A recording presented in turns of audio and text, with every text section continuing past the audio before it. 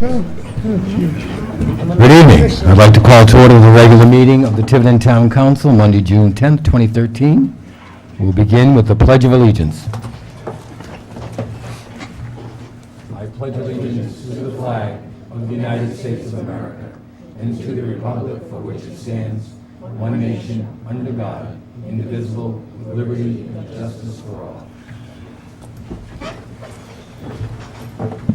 Madam Clerk? Councilor Gerlach. Present. Councilor Ruda. Present. Councilor Shabbat. Present. Councilor Lambert. Present. Councilor Roderick. Present. Councilor DiMederos. Present. Councilor Pelletier is absent. We'll begin with the consent agenda, and I would ask Ms. DiMederos to read that this evening. Consent agenda. CA1, approval of minutes, regular council meeting, May 28, 2013. Councilor DiMederos abstained, absent. Approval of executive session minutes, May 28, 2013. Councilor DiMederos absent.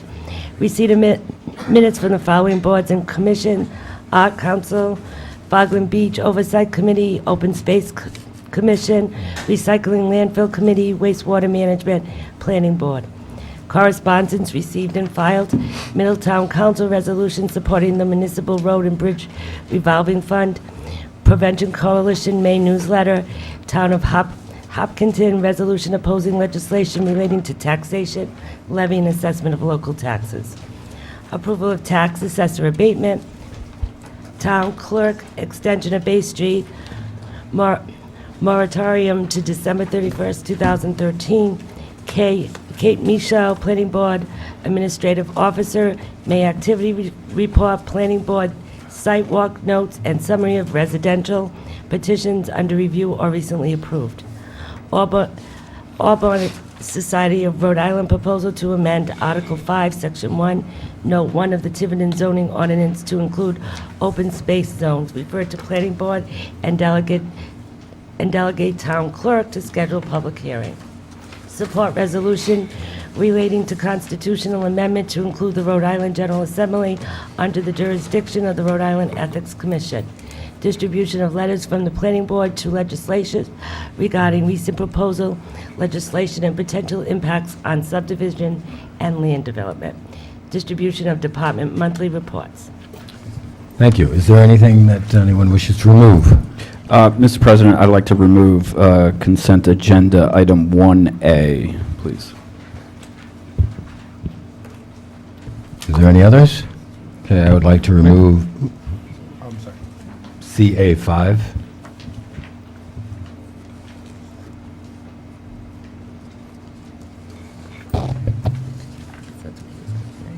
Mr. Tights? I just had a typo correction on that one, so that's fine if you're removing it. That's not why, but I'm Okay. glad. Any others? Okay, I will entertain a motion regarding the balance of the consent agenda. I move that we adopt the consent agenda with the exception of 1A and A5, which have been removed. Second. All those in favor? Motion carries. Okay, Mr. Gerlach. Real minor, Ms. Mello, on page 6 of the minutes, I just want to clarify the gentleman's name from the Department of Health. I know it was probably tough to pick up that. His last name is not Connors, it's Commons, C-O-M-M-O-N-S,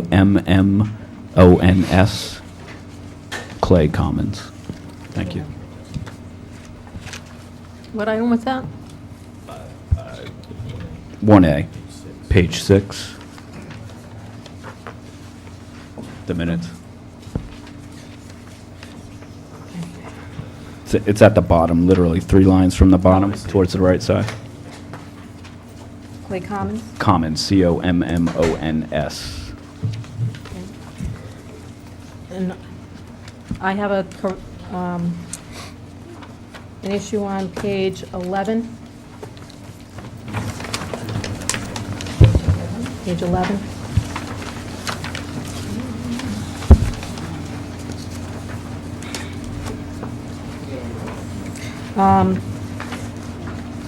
If you could number them under closed executive session, could you number the items 1, 3, 4, 6, and 5 is the industrial park, because we refer to them down into the open session where items 1, 3, and 4 regarding litigation, so you don't know what to refer to. And then we have them there above the industrial park item, you have the town council personnel performance. If you could strike those 2 lines, because that was handled in previous, And open. in open. I'm sorry, where did you send me that last time? Just above the line, town administrator for the industrial park. Above it, there's the town council personnel performance. Okay. That was handled in open session, and we did not, Should have been removed. yep, Thank you. thank you. Okay, any other changes? Okay, I will entertain a motion. I move that we approve consent agenda items 1A and 5. No, we have number 5, just 1A. Just 1A, okay. Second, We have a motion and second. All those in favor? Okay, motion carries. Okay, extension of Bay Street moratorium. I will let Mr. Tights go first with his correction. It was just a typo under the red where it's talking about the date. The current one, what's amended, should have today's date, June 10th, 2013, instead of December 10th, 2012.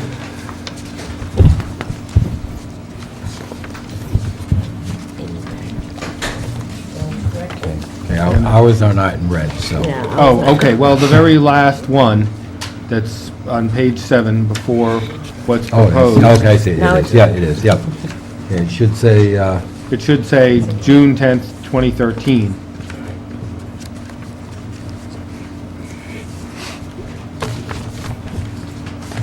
And I'm also happy to answer any questions on that if you want to. okay. Status. Yeah. The only reason I wanted it removed was I wasn't sure, being a resolution, if we needed to actually vote on this. You don't need to vote separately. As long as it's on the consent agenda, it's deemed voted on if it's approved. Okay, any questions on it? Okay, seeing none, I will entertain a motion.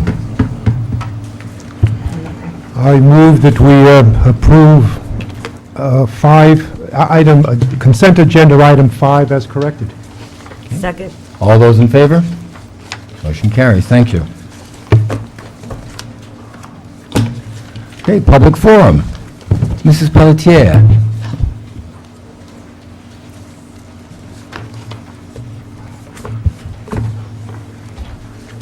I don't know if you've all gotten these things, Yep. but we're officially open for tourism. We're on being promoted, which we sorely need to do, and I think we look awesome. I checked out everything. Fogland Beach is great, and there's the nicest, most competent young man that gives out information.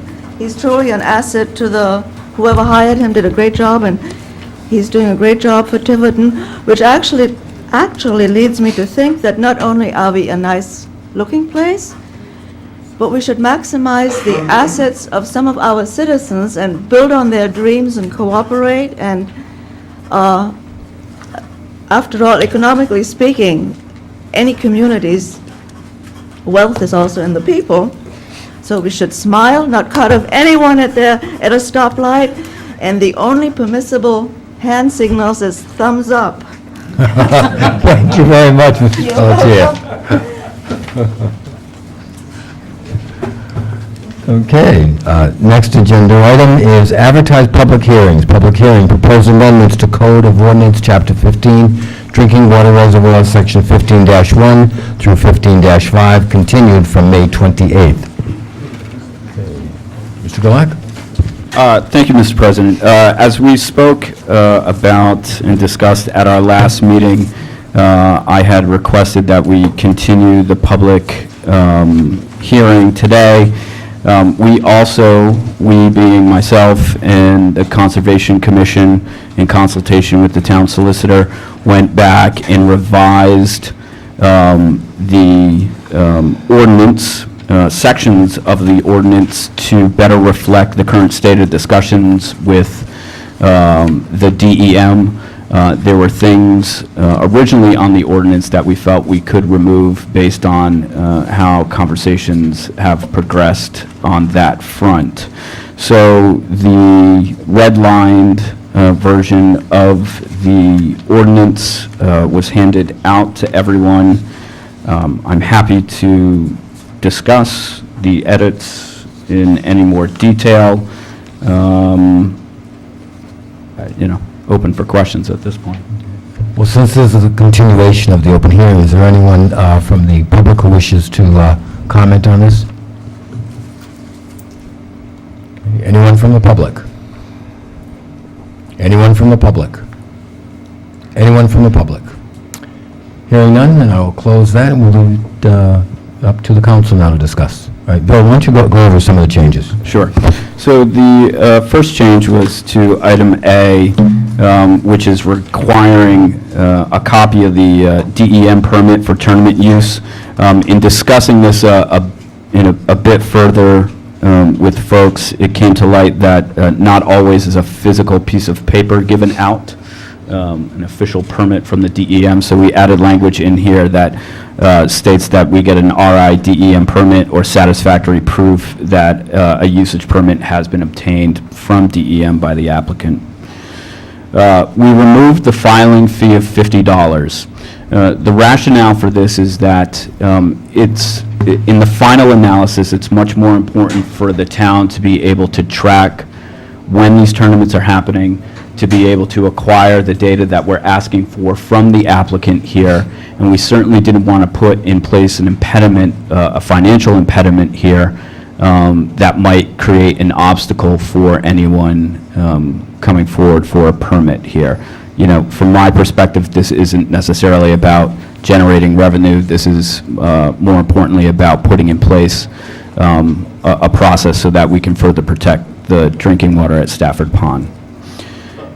The next item here, insurance, we did not touch this. We are still requiring that the applicant submit proof of liability insurance in the amount of no less than $1 million in case there is a catastrophic accident, that there is the finances involved to handle the cleanup.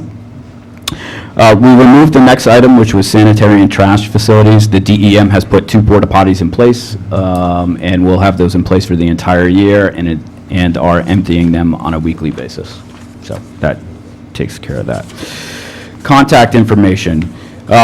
So we went back and did a little bit of benchmarking here, and specifically looked at what is required when folks pull a similar tournament permit in Massachusetts, and we basically look to replicate the type of information that's collected in Massachusetts here.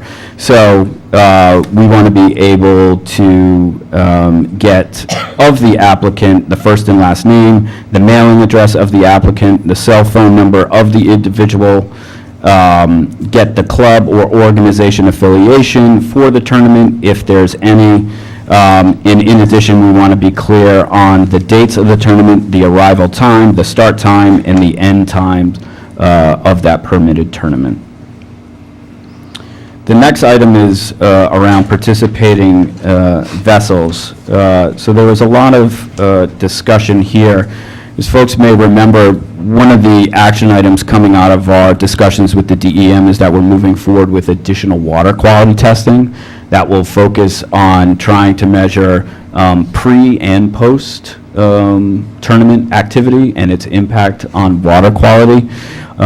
We're working with a gentleman by the name of Ken Wagner. Talked a little bit about him last time. He's a well-known authority in this space. I'm happy to report that the Stonebridge Fire District Board did approve funding of Mr. Wagner and his firm to do the additional water quality testing up to a limit of $5,000. So one of the key things that Mr. Wagner wants to be able to get is the total number of boats participate in, because we want to make sure that it's worth our while for his firm to come down and actually do the testing. There's not a large number of boats.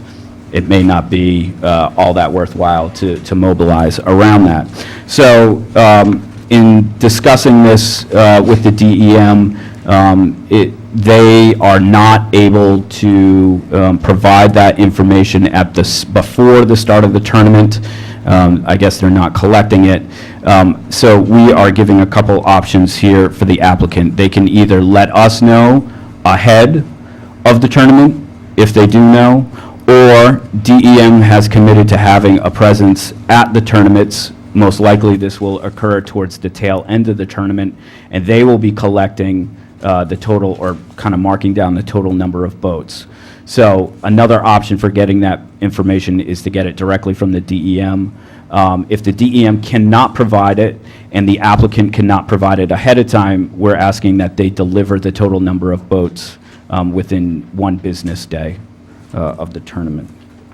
The other thing we're asking for here is we're kind of putting a stake in the ground, saying that if there is some sort of accident or incident that compromises the quality of the water, anything that might be involving any of the tournament boats, that would lead us to require additional or further investigation by local authorities for environmental or pollution damage.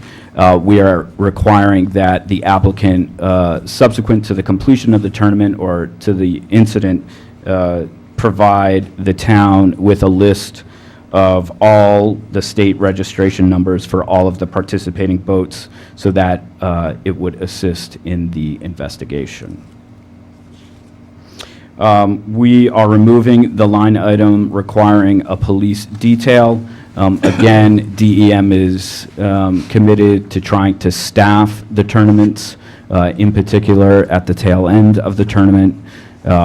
So we feel confident that movement is being made in that regard. And then that was it. We're keeping the penalty the same of a $500 fine per occurrence. And Article 2, Sections 15-4 and 15-5 did not change. This is the part of the ordinance that is requiring the Conservation Commission to engage a broader set of key stakeholders and prepare a long-term recommendation plan and present that to the council by October 1st of this year. Thank you. Anything else from the council? Mr. Tights. I think Mr. Gerlach has said it all. I did review this prior to it, and I'm comfortable with the legality of what we're proposing. I'm just wondering, since we've been working with DEM, do we need further review of this, or do you feel now that this could be the final document from our point of view? I would defer to Councilor Gerlach, but from a legal point of view, I'm comfortable with it as is now. I don't think it needs further review. Yep. They are aware. Mr. Romatowski, in fact, gave due notice that we were continuing to consider the ordinance amended. So if and when this does pass, I'm going to ask that the town clerk send notice to Director Coit's office with a copy of the new ordinance and ask that communications be sent out to anyone who has a permit on file for this year, so that the additional regulations can be communicated to those folks pulling the permit for the tournament. Okay. Mr. Pelletier, I know you just walked in. We are discussing the ordinance, and I don't know if you had any thoughts before I request a motion. I'm sorry, I apologize for my tardiness. I do not, thank you. I just have one question for Mr. Gerlach. Do you think it's realistic to put in the Article 2, the prohibition of fishing tournaments by January 1st, 2014? That is a possible. It's not an actual. I mean, that's one potential outcome that might be considered by the Conservation Commission. as a long-term recommendation. How about I think I prefer the date not be there, because it leaves them open to give us options, whereas if you're basically saying, put together a plan to do it by January 1st. Yeah. and I don't think that's realistic. I mean, I would be comfortable with that. I think what's going to end up happening is that there's likely probably a more phased approach to things That's what I was that would thinking take as into well. consideration, probably smarter, we certainly don't want to dive into the proverbial deep end here. There are smart steps that we can take in the right direction here. There's no sort of quote-unquote nuclear option we might want to pull here. Right. I'm comfortable removing the date. Thank you. I think the spirit is still conveyed. Right, I think a prohibition on all fishing tournaments to be phased in over a timeline to be decided by the commission, or something like that. And in addition to that, I think it's a good step. Again, as we well know, those of us who live in Tiverton in the East Bay, we know what it's like dealing with the state, so that, hopefully this will be understood on both sides and can be workable, because, again, all we want to do is maintain the safety of our waters. And so hopefully that will be then. So if there's no further discussion other than the changes that we just discussed regarding the date on the prohibition on Article 2, I would entertain a motion to vote and adopt this. Sure, I will make the motion that we approve and adopt amendments to the Code of Ordinances, Chapter 15, Drinking Water Reservoirs, Sections 15-1 through 15-5, as amended. We have a motion Second. and a second. Any discussion? All those in favor? Motion passes. And- Yes, Nancy? As amended, but are you making the amendment to the date? Of Yes. the- Yeah, on 15-5, under A, it probably reads something to the effect, and Andy can clean it up, but a prohibition on all fishing tournaments to be phased in to a date to be determined by the commission, as opposed to a definitive date. And all I ask is, Ms. Mello, if you could send a copy of the final ordinance to the director's office. Now, you said you wanted a copy of the ordinance going along with the request to have them, copies forwarded to anyone that has a permit on file. Exactly. Is that what you're saying? Yep. I can help you offline if you like. Okay. Sitting as a Board of Licensing, non-advertised license, TNT Fireworks, West Haven, Connecticut. Request approval of fireworks permit and holiday license at 527 Main Road from June 18, 2013 to July 9, 2013, subject to meeting all legal requirements, continued from May 28th. Hello, Chief. Good evening. We did meet late this afternoon, that's why you do not have a letter from us on this. We did meet with T&T late this afternoon. We do have their plan, we do have their manifest, and we would recommend approval. Okay. Anything else from the council? Okay, then I will entertain a motion. I move that we approve the request for a fireworks permit and holiday license for TNT Fireworks, West Haven, Connecticut, subject to meeting all legal requirements. Second. We have a motion and second. All those in favor? Motion carries. Continuing as a Board of Licensing, new annual firework licenses subject to meeting all legal requirements. I'll read the list, Chief, and then you can tell me. Tiverton Convenience Point Incorporated, 29 Stafford Road. Step by Step Mart, 429 Main Road. Elaine's Country Store, 1204 Fish Road. Nimrod Incorporated, doing business as Crossroads Liquids, 1540 Boogamosh Road. Again, we would, these have been existing licenses, they were just aware of it, we've gone in, we've met with them, they have submitted, we have a couple, we're still waiting for their floor plans, but we would also recommend approval, as these have been continuing sales. Okay, thank you, Chief. Okay, I will entertain a motion. I move that we approve the annual fireworks license for Tiverton Convenience Point, Inc., 29 Stafford Road, subject to meeting all legal requirements. Second? We have a motion and a second. All those in favor? Motion carries. Thanks, Chief. Thank you, Chief.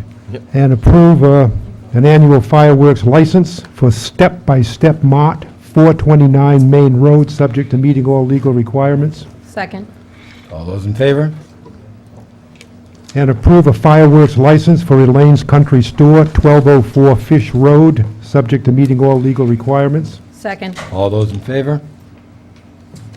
And approve an annual fireworks license for Nimraj Inc., DBA Crossroads Liquor, 1540 Booger Marsh Road, subject to meeting all legal requirements. Second? All those in favor? Thank you. Okay, back to the agenda, appointments and resignations. Request for reappointment, Art Commission, 2-year term expiring 4/15/2015, Madeline Diogenes, 69 Ash Avenue. She's not here?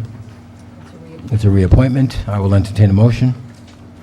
I make a motion to approve reappointment of Madeline Diogenes to the Arts Commission for a 2-year term expiring 4/15/2015. Second. We have a motion and second. All those in favor? Motion carries. Okay, item 2, Building Code Board of Appeals, Architect, 5-year term expiring 7/15/2018. This is appointment by the town administrator, and that would be Michael S. Zimmich, 150 North Christopher Avenue. No action to be taken by the council. Okay, Economic Development Commission, 4-year term expiring 7/15/2017. Leonard D. Schmidt, 9 South Court.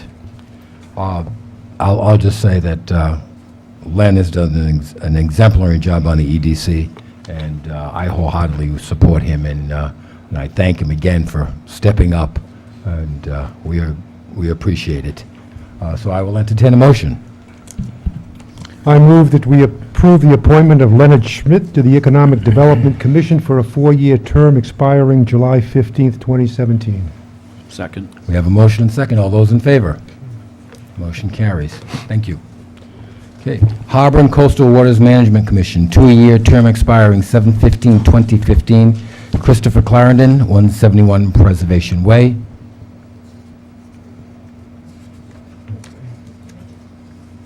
He wasn't sure if he could make it. Oh, okay. Anything from the council? If not, I'll entertain a motion. I move that we approve the appointment of Christopher Clarendon, 171 Preservation Way, to the Harbor and Coastal Waters Management Commission for a 2-year term expiring July 15th, 2015. We have a motion. Second. All those in favor? Motion carries. Tiverton Housing Authority, 5-year term expiring 10/15/2018. A recommendation of the Tiverton Housing Authority to Elaine Nearpass, 110 Stony Hollow Road. She's not here anymore. Okay, I will entertain a motion. I move that we approve the appointment of Elaine Nearpass to the Tiverton Housing Authority for a 5-year term expiring October 15th, 2018. Second. We have a motion and second. All those in favor? Library Board of Trustees, 2, 3-year term expiring 10/15/2016. And we have 3 candidates, Barbara Donnelly of 64 Kenyon Road, Gregory Jones of 161 Highland Avenue, and Colin L. Robinson of 58 Leonard Drive. There's 3. Excuse me, there was 2 at the time that we typed this, and another one came in, that should be 3. Okay. They're So all these are reappointments. all- Okay, so I will make a change that there are Right, it 3 should all be for 3. 3-year terms expiring 10/15/2016. I know them all, and I thank them for their service. And for those who don't know some of these people here, I'm sure everybody knows Barbara, so if you just want to stand up and wave. She really doesn't want to. Okay. Gregory Jones? Okay. Colin Robinson? Colin's not here. Okay. I will entertain a motion. I'll make a motion that we approve the reappointment to the Library Board of Trustees for a 3-year term expiring 10/15/2016 to Barbara Donnelly, Gregory Jones, and Colin L. Robinson. Second. We have a motion and second. All those in favor? Motion carries. Personnel Board, 4-year term expiring 10/15/2017. James Camara, 1221 Cranville Road. Is James here? Just wave so we can see who you are, James. Anything from the council? I will entertain a motion. I move that we approve the reappointment of James Camara to the Personnel Board for a 4-year term expiring October 15th, 2017. Second. We have a motion and second. All those in favor? Motion carries. Planning Board, 3-year term expiring 7/15/2016. Stuart B. Hardy, 51 Summerfield Lane. David Surratt, 45 South Avenue. Patricia Coates, 67 Wampanoag Lane. If Stuart and David and Patricia are here, if you'll just wave. Okay, Pat Coates not here. Again, we thank you for your service and continuing to work. Everybody who volunteers for these boards, we really appreciate what you do for the town. I will entertain a motion. Mr. President, if I may, I think highly of all 3 of these candidates, but I'd like an opportunity perhaps to clarify some questions, some issues that I have in my own mind. And if there's no objection, I'll ask Mr. Hardy if he could join us for a few minutes.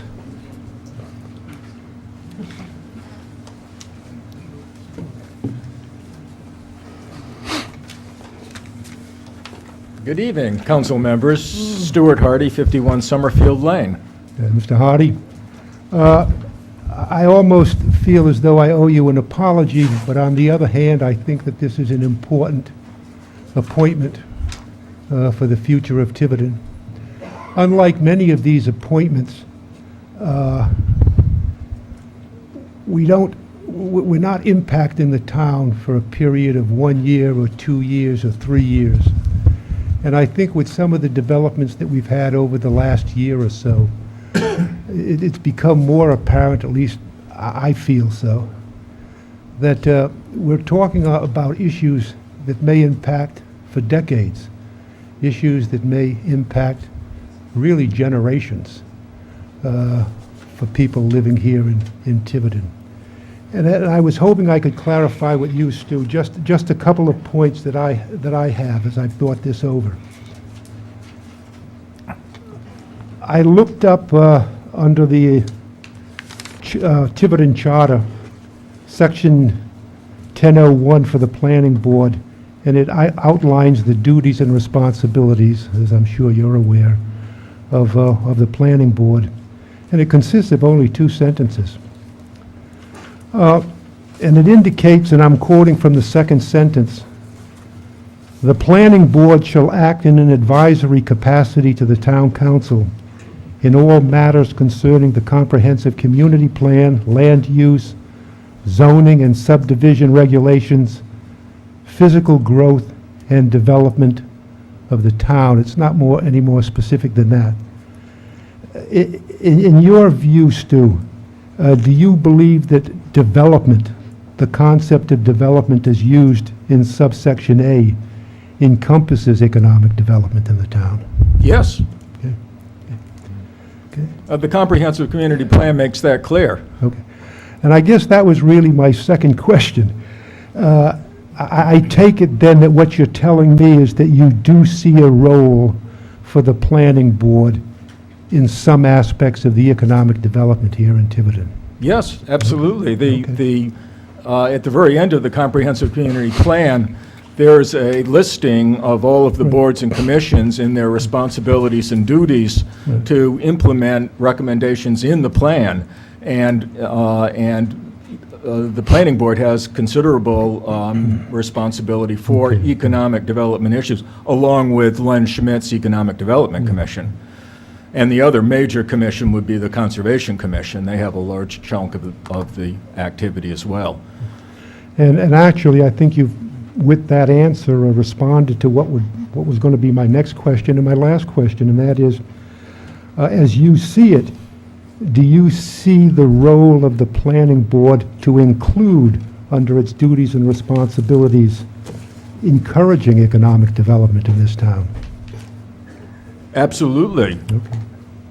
Okay, thanks. I'd just like to make another quick point, if I could. The planning board really has two major responsibilities. One is to actually work with prospective developers on specific development projects, and we do a very good job in that respect.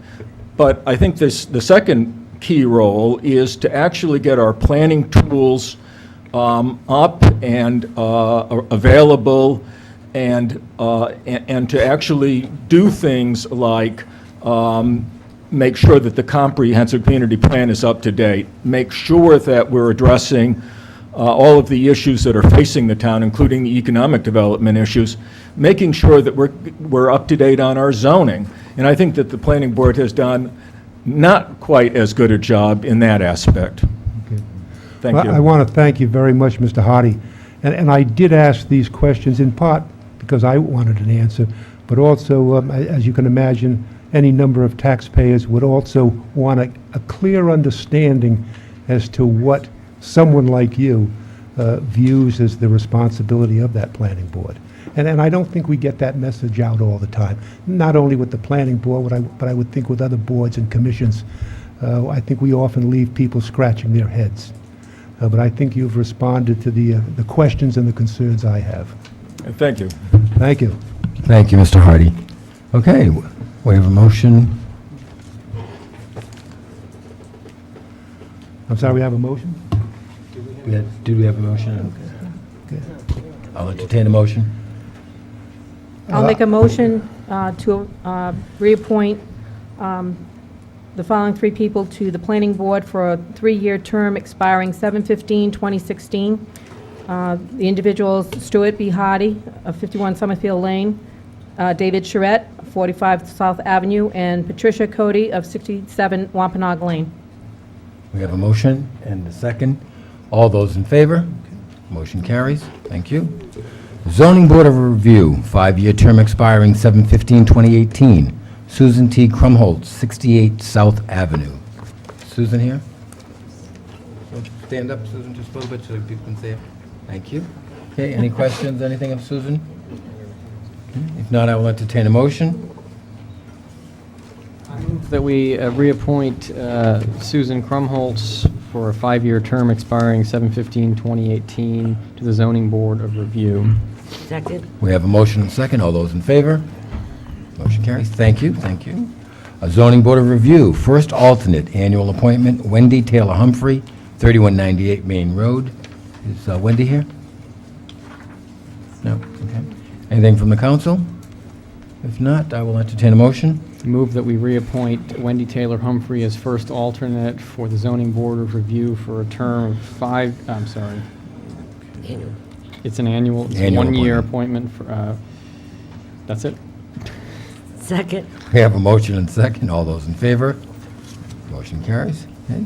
Conservation Commission, 3-year term expiring 4/15/2016. Natalie Cody, 146 Ledger Lane. Is Natalie here? Okay. Okay, anything from the council? All right, seeing none, I'll entertain a motion. I'll make a motion to reappoint Natalie Cody, 146 Ledger Lane, to the Conservation Commission for a 3-year term expiring April 15th, 2016. Second. We have a motion and second. All those in favor? Okay, new request for appointment for boards with vacancies. Personnel Board, 1 vacancy, term expiring 10/15/2016. Stephen O'Neill, 167 Fieldstone Lane. Is Mr. O'Neill here? Come forward, please, Mr. O'Neill. Come on down. Okay, why don't you have a seat, be a little more comfortable. The audience does not have the luxury of having what we have in front of us. Okay. So if you could just tell us a little bit about yourself. I moved into town about 2 years ago. I run my own business. I've been in business for about 25 years. I've been a consultant working with companies, both in setting up organizations and in running them. Okay. All right. And I will defer to Mr. Lambert to ask a question that a previous councilor used to ask forever. And the question was, why do you want this appointment? Well, it's been my experience in the past that the best-run organizations start with hiring the best people, and I've been involved in that over the course of time that I've been in business, both hiring and managing people, and it's been an interest of mine. Okay. Anything else from the council? Okay. Are you familiar with our charter? I am not currently. That's, yeah, see that he gets a copy. Okay. All right, I will entertain a motion. I just have a question of Nancy. These have been advertised and the period has expired and, right, several times. I just wanted to make that clear. I would happily move that we appoint Stephen O'Neill to the Personnel Board for a, it's a, not totally a 3-year term, but close to, term expiring 10/15/2016. Yeah, that's it. Second. We have a motion and a second. All those in favor? Yeah. Thank you, Mr. O'Neill. Thank you for your service. Thanks very much. Council Pelton, that's because it may be completing a term, so it's Yeah, not really giving. yeah, that's why I was, Okay, Open Space Commission, one vacancy, 3-year term expiring 4/15/2016. James L. Spears, 94 West DeMello Drive. Yes, Mr. Spears, please.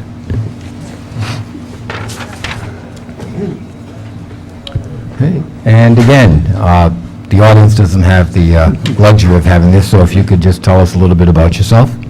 I've lived in town since 1999, retired in 2000, and immediately got involved with the land trust at its beginning. I've been interested in open space and preservation of our cultural and natural landscape since I've lived in town. And I've just come out of the meeting with the Historical Cemeteries Commission. I've been a member of that for a number of years. I've been on the Land Trust Board of Directors. Currently, I'm only involved as a maintenance guy in the, with the trails at Pardon Gray. But I'm working on a regular basis with Gary and the other folks in Weedemo Woods. Very good. So I figure that, you know, joining open space doesn't get in the way of anything that I'm currently doing and is exactly lined up with the things I enjoy doing. Great. Mr. Lambert? I think you've responded to the question. Well, I had the advantage of hearing the previous question. I think you anticipated the question. I think the first sentence in his qualifications, Jim, is a very indicative of what we should expect. He says, "I'm retired and have plenty of energy," and I think that's wonderful because I'm not even 30 and I have no energy whatsoever, and so I think we need as much as we can get. So I'd happily move that we appoint Jim Spears to the Open Space Commission for a term expiring 4/15/2016. Second. We have dual seconds, and we have a motion and second. All those in favor? Okay. Mr. Spears, thank you so much. Thank you. Back to my other job. Okay. Recreation Commission, one vacancy, 3-year term expiring 4/15/2016. Susan Zinich, 150 North Christopher Avenue. Is Susan here? Come on up, Susan. Mike's wife. Hi. How are you? Again, I'm sure you already heard what I said, so tell us a little bit about yourself. I've lived in Tiverton for 10 years with my husband Mike, who is also on one of the committees. And I'm an architect, and we own Stonebridge Associates in town. I'm interested in being on the rec committee. I have young children, and they've participated in the programs and sporting events, and I've been asked to kind of come forward and represent that end of it. So. Great. Anything from the council? No, I think it's great that we're getting some new folks on the Recreation Committee. Great. I will entertain a motion. I move that we appoint, and I'm going to pronounce this incorrectly, but... Zimick. Don't worry about it. Susan Zimick to the Recreation Commission for a 3-year term expiring 4/15/2016. Second. We have a motion and a second. All those in favor? Okay, congratulations. Thanks very much. Thank you. Okay. Wastewater Management Commission, I would just like to make a correction. It's actually a alternate, I can't even say it. Alternates vacancies for 2-year term expiring 4/15/2015. And we have, yes. And these are annual appointments. All right, so it's not till 4/15, it's an annual. It's all wrong. So there's one vacancy, it's annual. It's both. There can be What's more the than one problem? alternate. I show it as a vacancy, however, there is a person, I've been contacted by the chair that there is a person that he still continues, but she did not send in anything requesting reappointment. So he does not, but she still continues on the board. She's going to get her paperwork in. So that is why it was set up for a term, and he called me on Friday to say, no, we'll keep them as alternates, please. Okay. There you go. So how many? Two alternates? These are We both have all the potentially... members, these are going to both be two alternates. Two alternates. Okay, Okay. thank you. This must be Peter. Okay, no. No, Leroy? So my alternates aren't here tonight. Oh, I was just going to say, are you here in their stead? I am here in their Someone in stead. back of you. Oh, here's Peter. Okay. One alternate. All right. Hi, Peter. Hi. Okay. All right. Again, would you please tell us a little bit about yourself? Certainly. Peter Andromoulos, 1506 Main Road. I've lived in Tiverton for 11 years.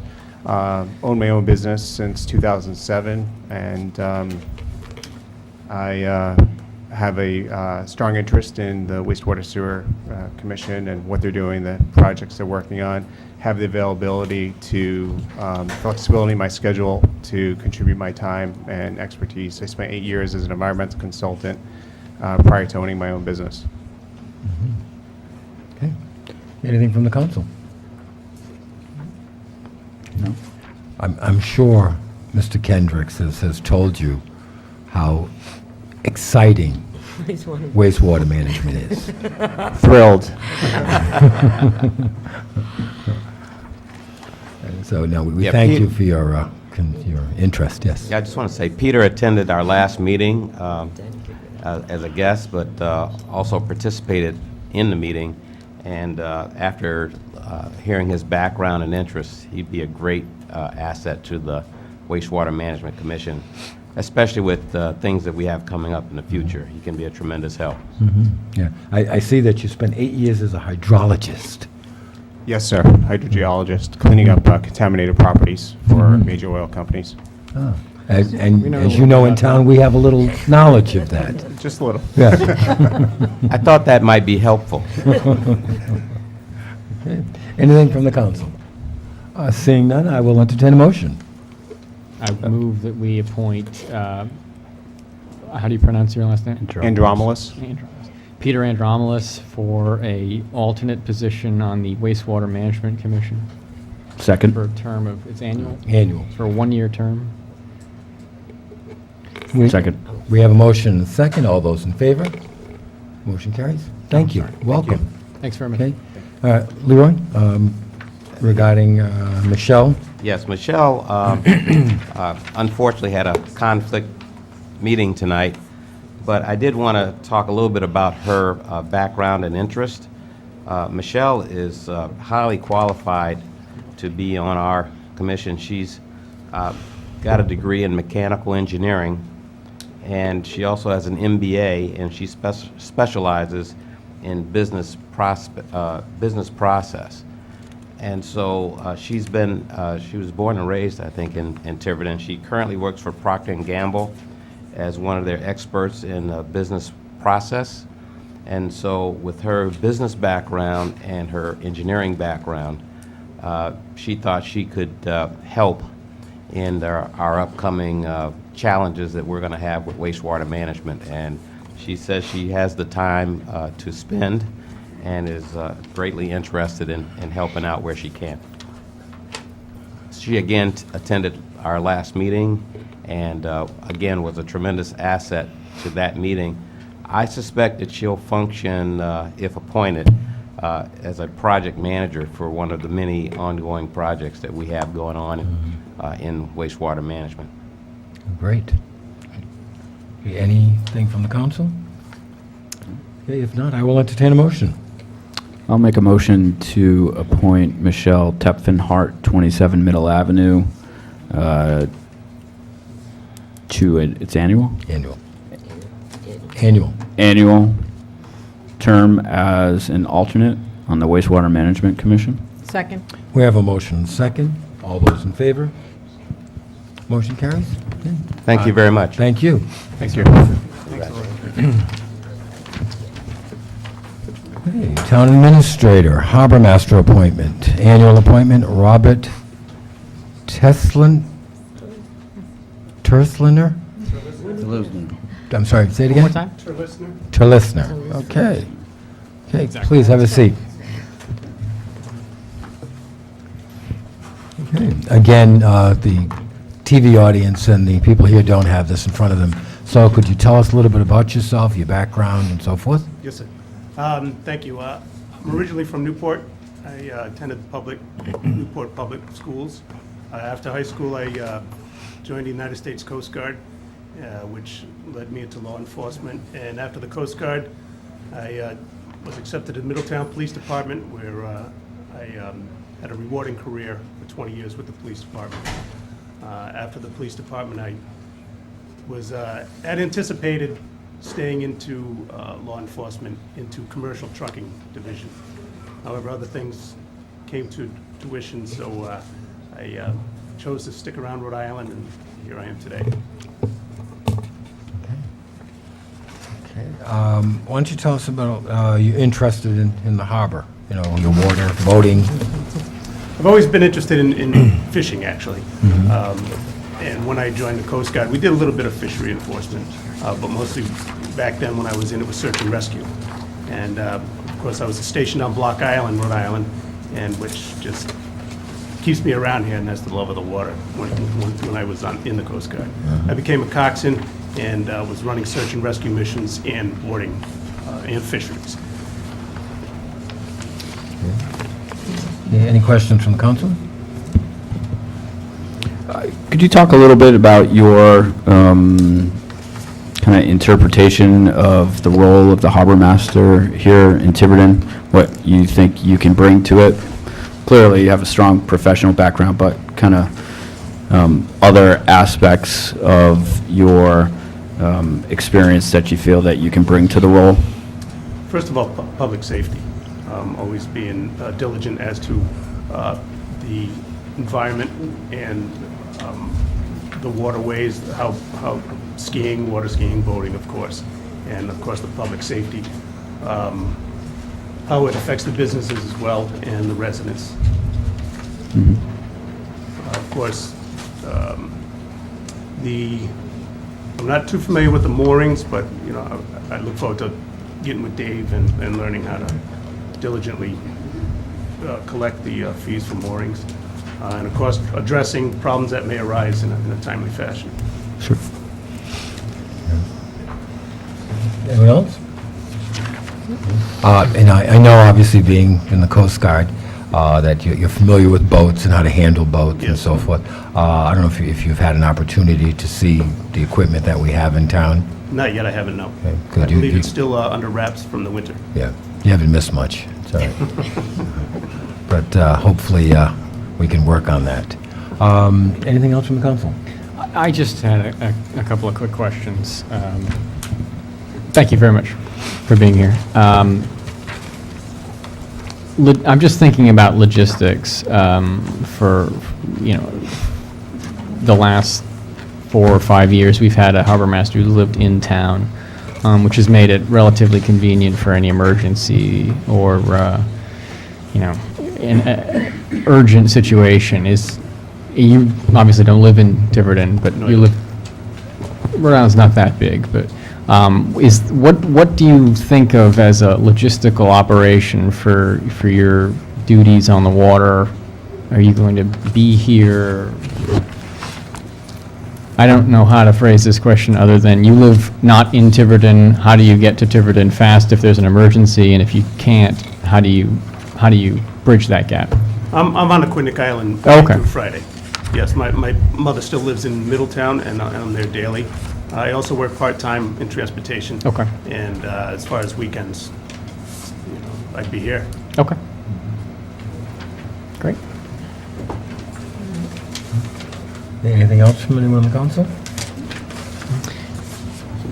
Jim, we had some specific sort of boxes we would have liked checked in this listing when we went out, and I remember being at the Harbor Commission meeting when they did that, and I can't remember what all of them were, but presumably, if we've gotten to this point, all those boxes have been checked. Is this I would correct? think so. And sort of CPR and whatever the... I would think Okay. so. Is Bruce here? No? No, Bruce couldn't make it Okay. to see that. Okay. But Bruce also endorsed this gentleman. Okay. I just have just a question of Mr. Tights, and you also. Are there licenses or things that you need to get in order to be the harbor master? I'm not sure about boating licenses and stuff. I'm not a boater, so I'm not sure if you need specific types of licensing or things. No, it's not under Rhode Island law, there isn't any requirement. There's no minimum requirement under Rhode Island law, as you just indicated. It's not like to be a building official, you need a certain license or so forth. It's something that can be required. Certain communities that have, like, we're hiring a full-time harbor master and so forth, we're requiring certain captains' license and so forth. But there's nothing under Rhode Island law that requires it. Just making sure. Good question.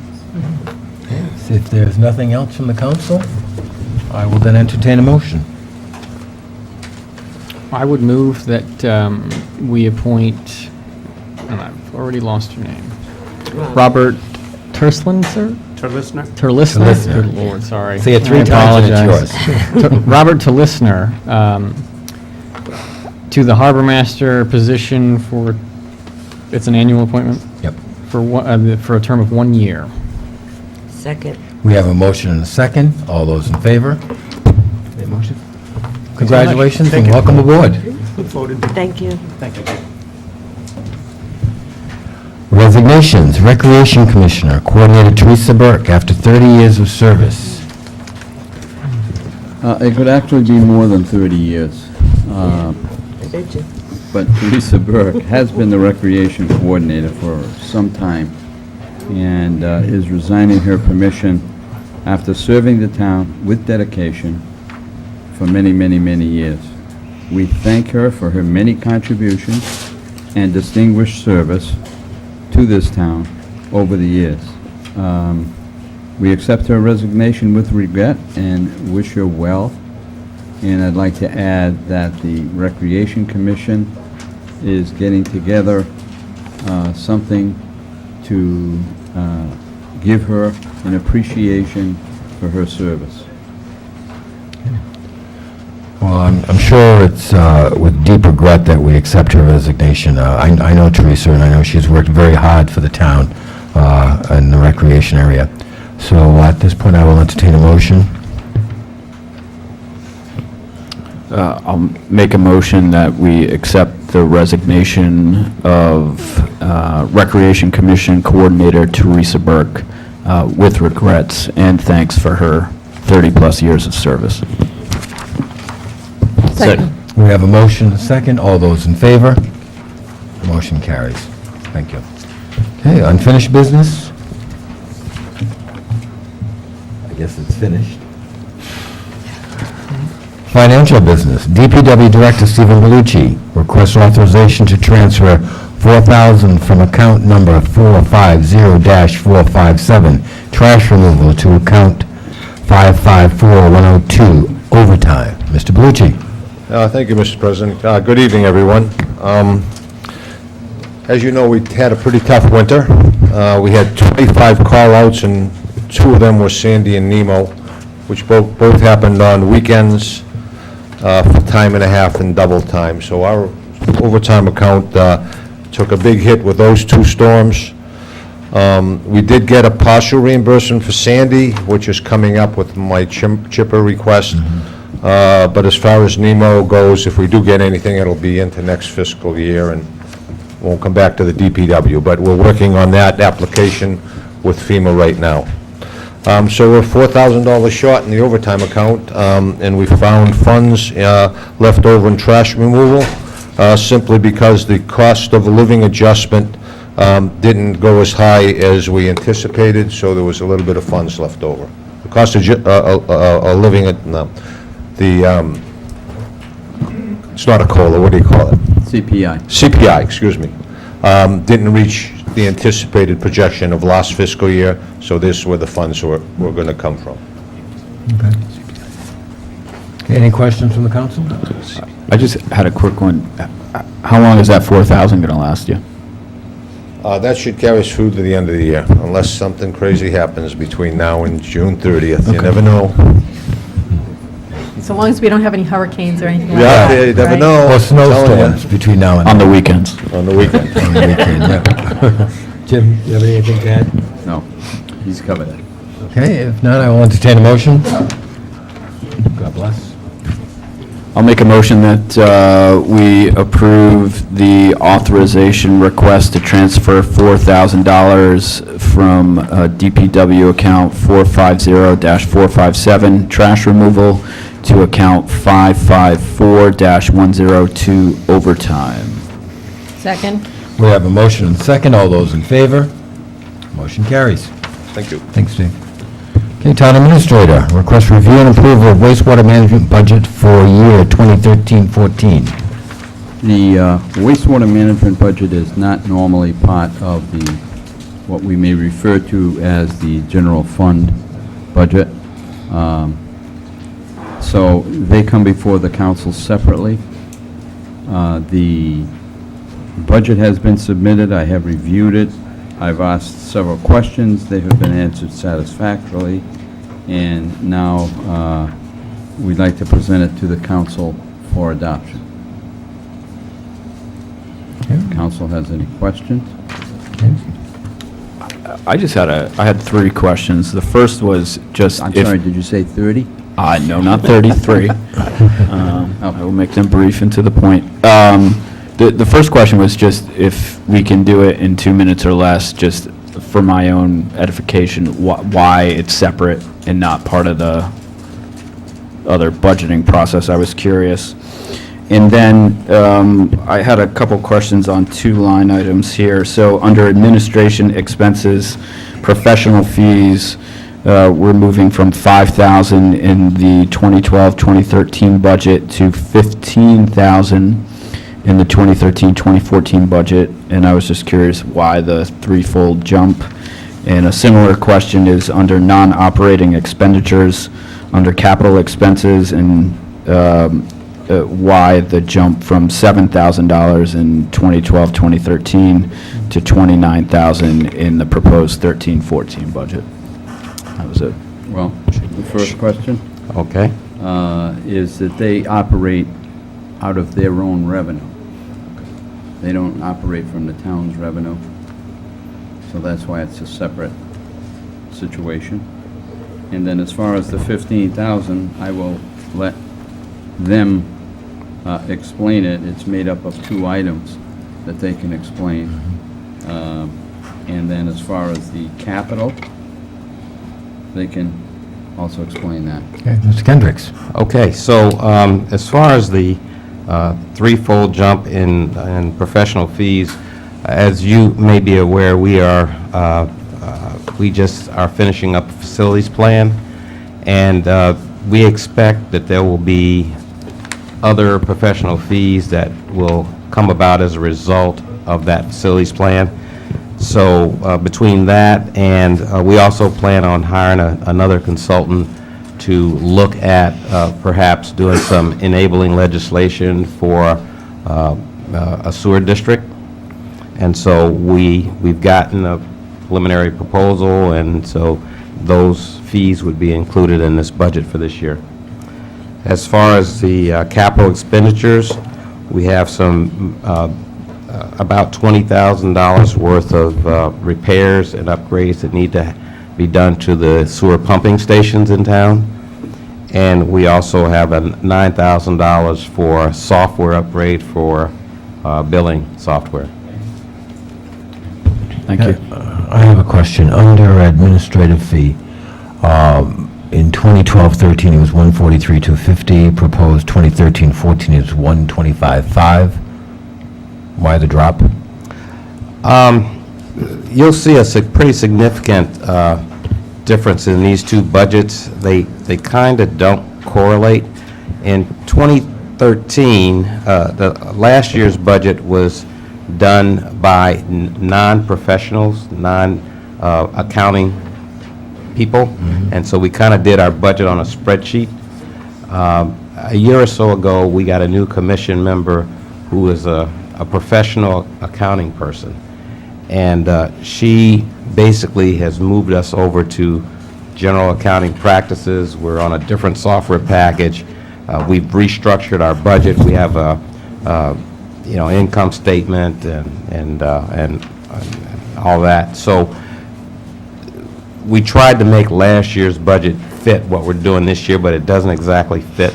So that's where the differences are. The other thing, other difference is that our revenue is projected based on the amount of water that be consumed, and when there's less water consumed, we get less revenue, and so there's less costs involved. So we're just doing a little bit better job in projecting our budget, and this year's budget is a little bit more realistic, and so we're very fortunate to have someone who's a bean counter on the commission now to upgrade our financials to something that's more professional and more accurate.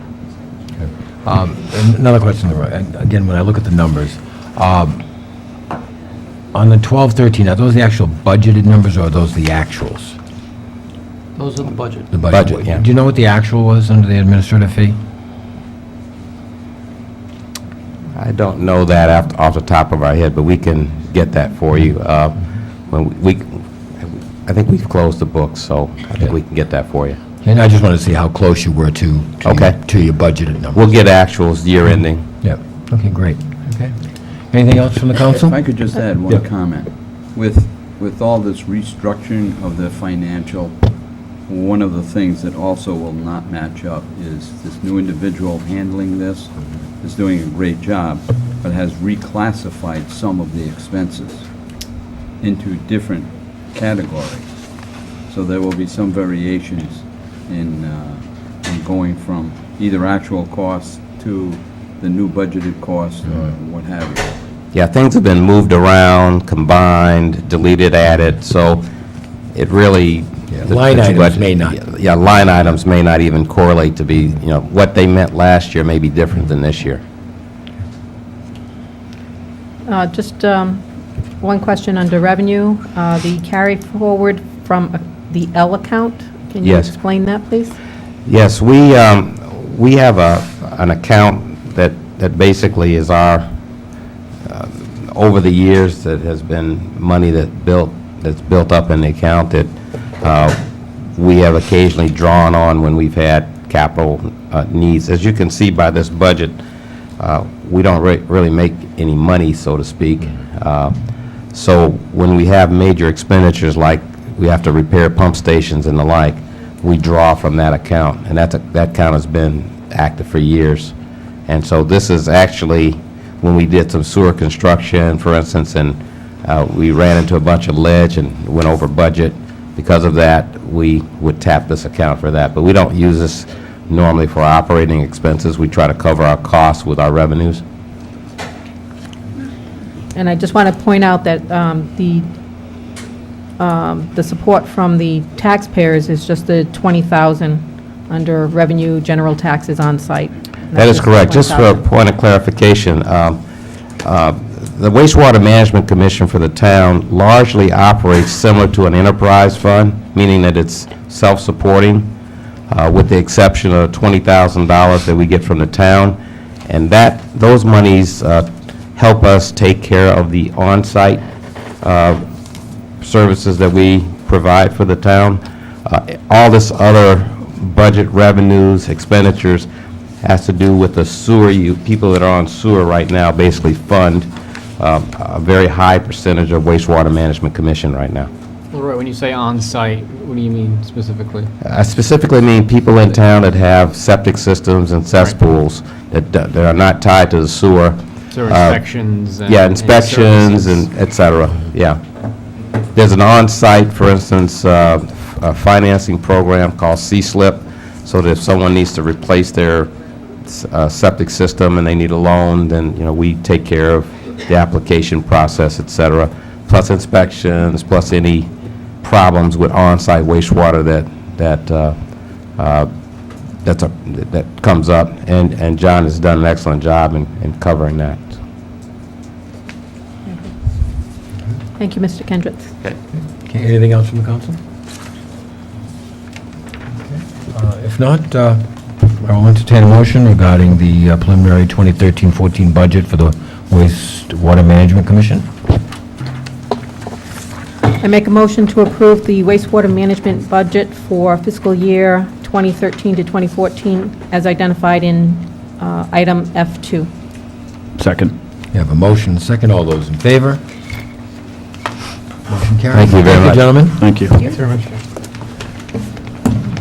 Under new business, Town Administrator, ratification of wastewater management superintendent, 3-year contract, July 1, 2012 to June 30th, 2015, noticed per charter.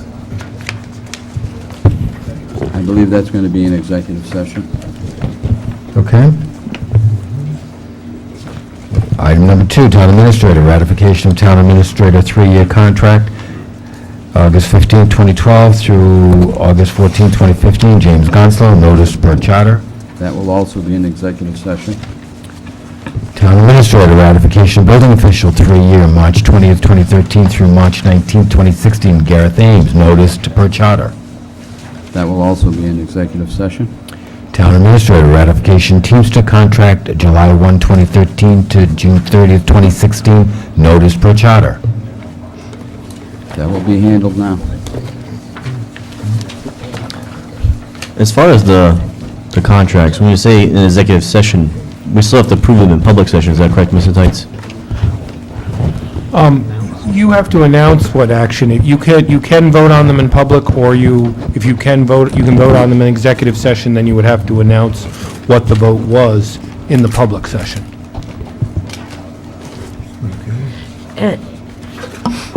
And are these personnel requesting executive session? All three of you are? Okay. Yeah, if I may, Mr. President, I just want to clarify. The 3 ones for executive session, the discussion of the evaluations and the job performance is in executive session. Right. And you can take a straw vote, if you will, in executive session, but with those, you would need to take a formal vote. Yeah, the formal vote has outside. to be in an open session. Yeah. Yeah. Okay. Okay. Jim, Teamsters. Teamsters? Okay, the Teamsters Union, who are the folks in our Department of Public Works, their existing union contract will expire June 30th, 2013.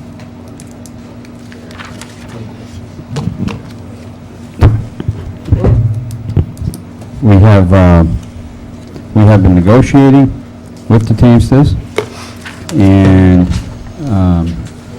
the contract that has been negotiated, the tentative agreement that has been negotiated, has been online, along with the cost impact summary.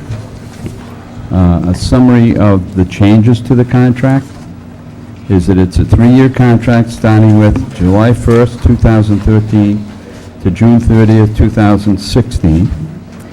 It provides a salary increase of 1.5% in the first year, 1.75 in the second year, and 2.0 in the third year. longevity percentages remain the same as the existing contract. They do not increase.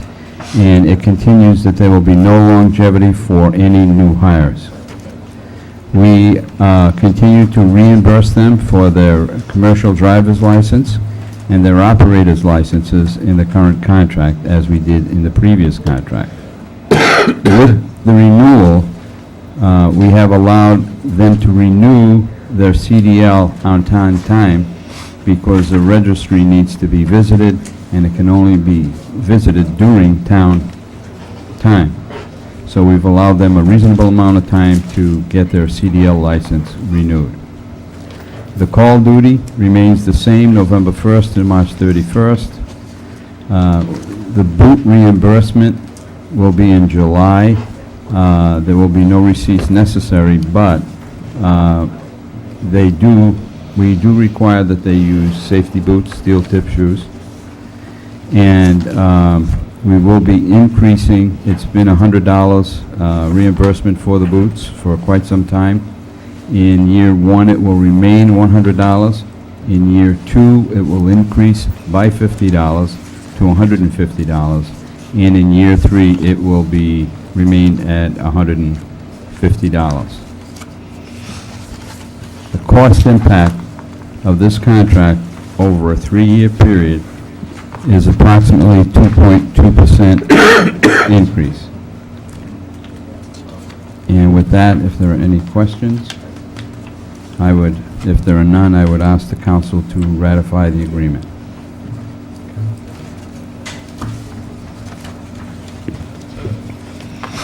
Okay, Jim, how many people does this contract affect? I'm sorry?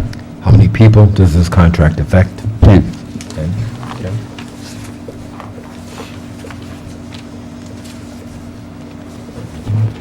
Jim, has anything changed since our initial review of this? No. Okay. Anything else from the council? Andy, I believe, Yes, I mean, I'm available if you have any questions. Obviously, my office, in particular, Mike Ursullo, was very much involved with the negotiating on this.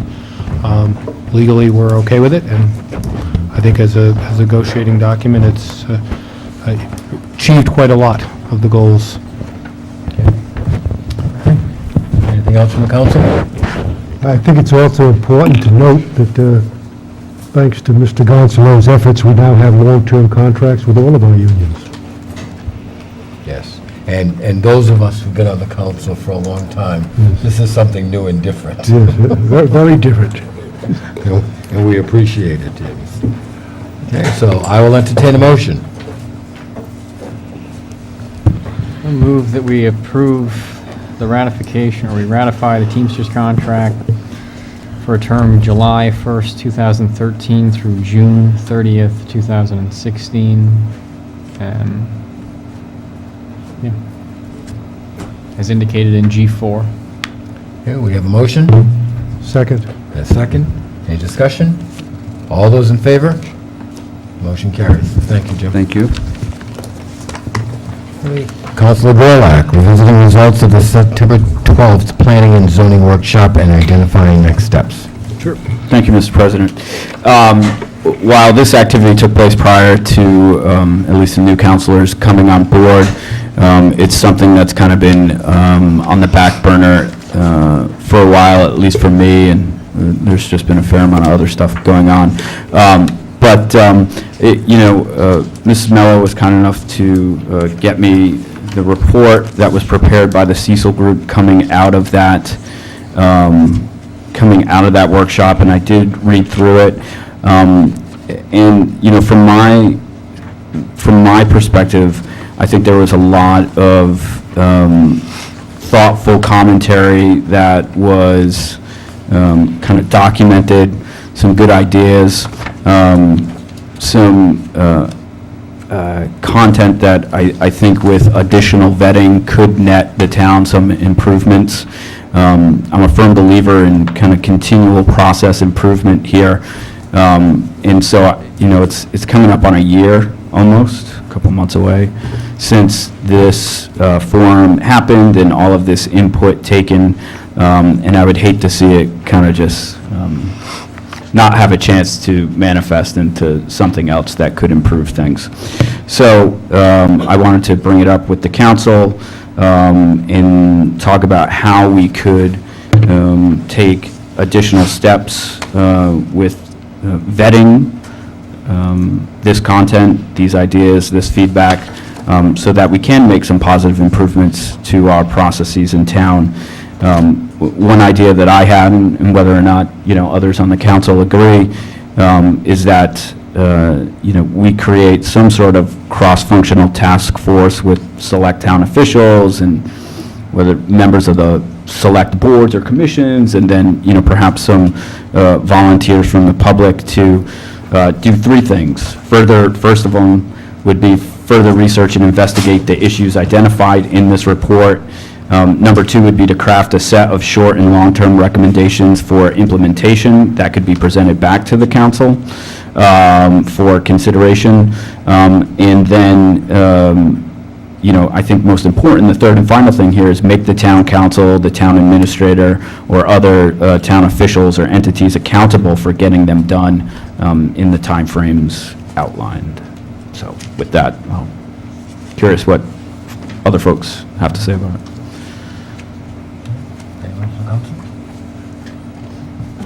Andy, would we need to set up a resolution to set up a special advisory committee? That's usually the way we do it. We like to have a written resolution with the members, purpose, tasks, sunset date, and so forth, yes. Be happy to draft it if the council so directs. Yeah, I think that would be a And good frankly, idea. I'd volunteer myself for that as well, to assist. Yeah, no, I think that would be a good idea. Thanks, Joan, for bringing that up.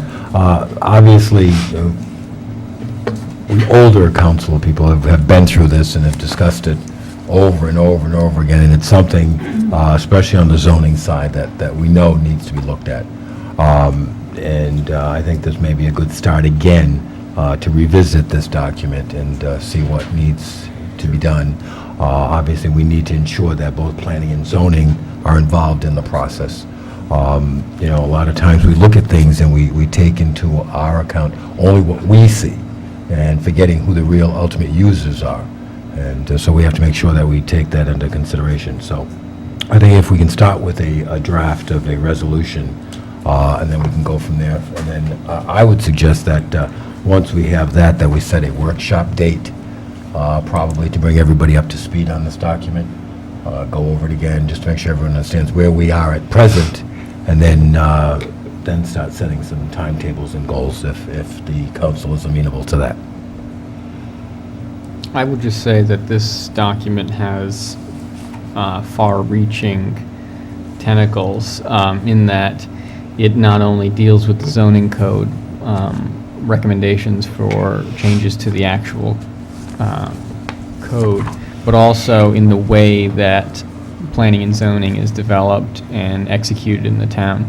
And it goes so far as to suggest charter changes to the comprehensive community plan, or not so much changes, but additions or clarifications to those two documents, both of which we are currently, at least in the infancy steps of creating new review committees, and at least with the comprehensive community plan, we're probably a year away from some solid progress. So those are two things to certainly keep in mind. I know it's hard to get every single person who's going to be impacted by this professionally in a room at the same time, but it is absolutely well worth the effort, because,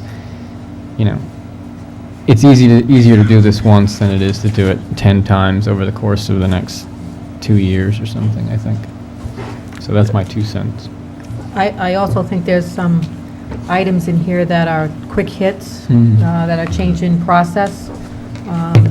Could be including some website opportunities here to put information out there that make it available to the public.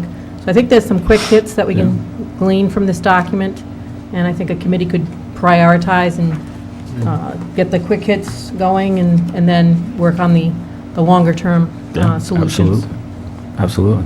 I think it's a good time, kind of given all of the Yeah. irons we have in the Yeah. fire.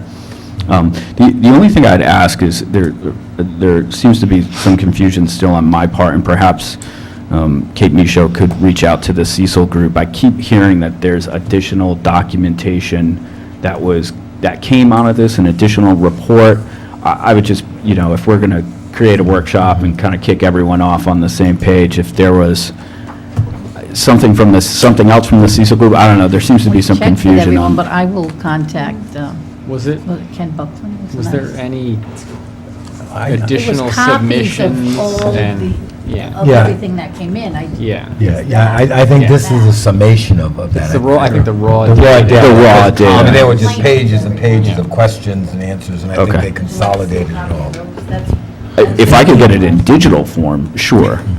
We were there for quite a long time. Yeah, I don't think you really want it. Oh, really? Yeah, it's been summarized here. What they Okay. did was, you might have the same question 30 times. Okay. You know, That's fine. and so they kind of condensed That's it all probably into. why they synthesized Sure. it. I didn't know if there was something different, If I- or, If I may, Mr. President, I'll just take a minute to enlighten the newer members of the council who weren't here on that. This was proposed by one of the council members and supported by the rest. And then, since we had the Cecil Group involved in the challenge grant anyway, we were able to get them, the council allocated some additional money. Their time principally was in the preparation for it. We wanted this to have some meaning and not just be a general gripe session with nothing. So there was time involved. I was able to get Chelsea Seifert from the Department of Statewide Planning involved. And so that's where their time was involved ahead of time preparing for it. And there really wasn't any money left or anything for a follow-up, other than what you have here of collecting all the data. So I think it's a good idea to move forward and not let it go to waste, but there was not, to my knowledge, there wasn't anything further than what you have Okay. here as a Great. follow-up. thank you. Okay, so I guess we'll wait for a draft from Mr. Tights for a resolution. I'll have that for our next meeting. Next meeting, and then from there, we can probably set a date for a preliminary workshop, and then set a roadmap for where we want to go. Great. Thank you. Okay, bids and requests for proposals. DPW Director Bellucci, request to award bid for purchase of 2 roll-off containers for the landfill to Rhode Island Container Products Incorporated of Johnston, Rhode Island for $10,350. For 2. Yes, this is the last step of acquiring 2 roll-offs for the landfill for mattress and box spring recycling, and also for hard plastic recycling. The funds are going to come from a restricted account. The funds we received from Resource Recovery for our recycling efforts for 2012. And we only had the one bid? We had 1 bid, yep. Is this like a specialty item, and there's not very many companies that produce? Well, the- I called 3 companies. I thought we'd get 3, but we only got 1. I think the delivery, we're having it delivered here rather than picking them up, may have been an issue, so it's in line. I was figuring 4,500 from the calls that I made, so it's in line for the cost. Thank you. I just had a quick question. Is there any monies left over from that Rhode Island Resource Recovery Corporation? Yes. Beyond the 1035? Yes. There's probably another 30. Probably another 30, okay. Plus or minus, yeah. Anything else from the council? Seeing none, I'll entertain a motion. I move that we award a bid for the purchase of 2 roll-off containers for the landfill to Rhode Island Container Products, Inc. of Johnston, Rhode Island. Is that the same? East Coast. Am I got that right? Yeah, East East Coast Coast Rhode Island and Rhode Container. Island Container Products for the sum of $10,350. Not a penny more. Second. We have a motion and a second. All those in favor? No less. Okay. Continuing, DPW Director Bellucci, request to award bid for purchase of chipper to Schmidt Equipment Incorporated of North Oxford, Mass. for $31,150 with trade-in. Again, thank you. This was bids that we went out for. We received 2 bids. And actually, this bidder was the higher of the 2 by a small amount, but it was it matched the equipment that we had advertised for. It's the same chipper we bought 22 years ago that serviced us very, very well, and we're So why do we trading- need a new one? We're trading, we're trading it in. Parts are available. We know the piece of equipment, so for the small amount, we're recommending, again, and the funds are coming from Sandy reimbursement funds from FEMA.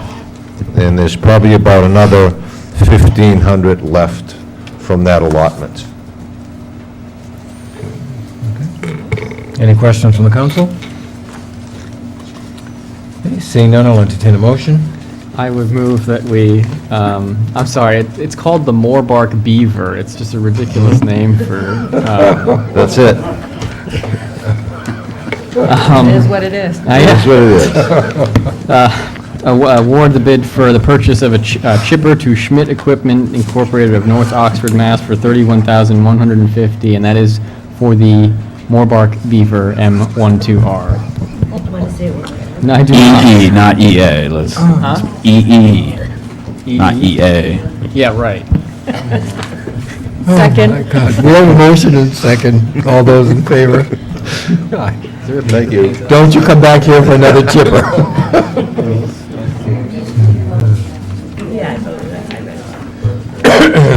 Town Administrator, request approval to award fuel management system to Sync Tech Systems Incorporated of Tallahassee, Florida, for $15,602.31. Jim? We have been discussing the dispensing of our fuel. It's very archaic. If a town vehicle goes for fuel, they have to fill out a little slip. And, you know, like in my particular case, I give it to my secretary, who gives it to the chief of police, because I fuel my town vehicle at the police station. And, you know, there's this little slip of paper that may or may not get lost. And it's the same thing at the highway garage. They have a method that they use, but it's very archaic. This fuel monitoring system will be automatic. Okay, it will be operated with a key, with a card. We'll know exactly who and when is getting fuel, what they're fueling, and it will be handled automatically right from the pump to the computer at the highway garage. We intend to relocate the fuel pump from the police station to the highway garage, adjacent to the current one there. And this fuel monitoring system will handle all 3 fueling stations automatically. We went out for a bid. We only got 1 bid. The gentleman who submitted the bid is here if there are any questions. This has been reviewed with the staff. We all seem to be in agreement. Even the Budget Committee supports it, you know, for the accuracy of the fuel that we use. We use quite a bit of fuel over a year. We have some 75 vehicles that fuel at these 2 locations, so this should help it tremendously. Be able to fuel my plane up at the DPW garage? Yes, but it has to be in flight. Okay. Just a question. We had budgeted for this, No, we hadn't budgeted for it. so where will it come from in the budget? Everybody who pumps gas from that, or diesel from that location. I did an analysis based on the usage of the last 2 years, prorated the expense, okay, to all of the departments. They've all accepted that, to include the school department, and they are saving those funds so that we can get this taken care of. Is this going to happen in next fiscal year? or- No, it's going to It's gonna happen. this We're going to commit it tomorrow if you approve. All right, It'll be in this fiscal the, year.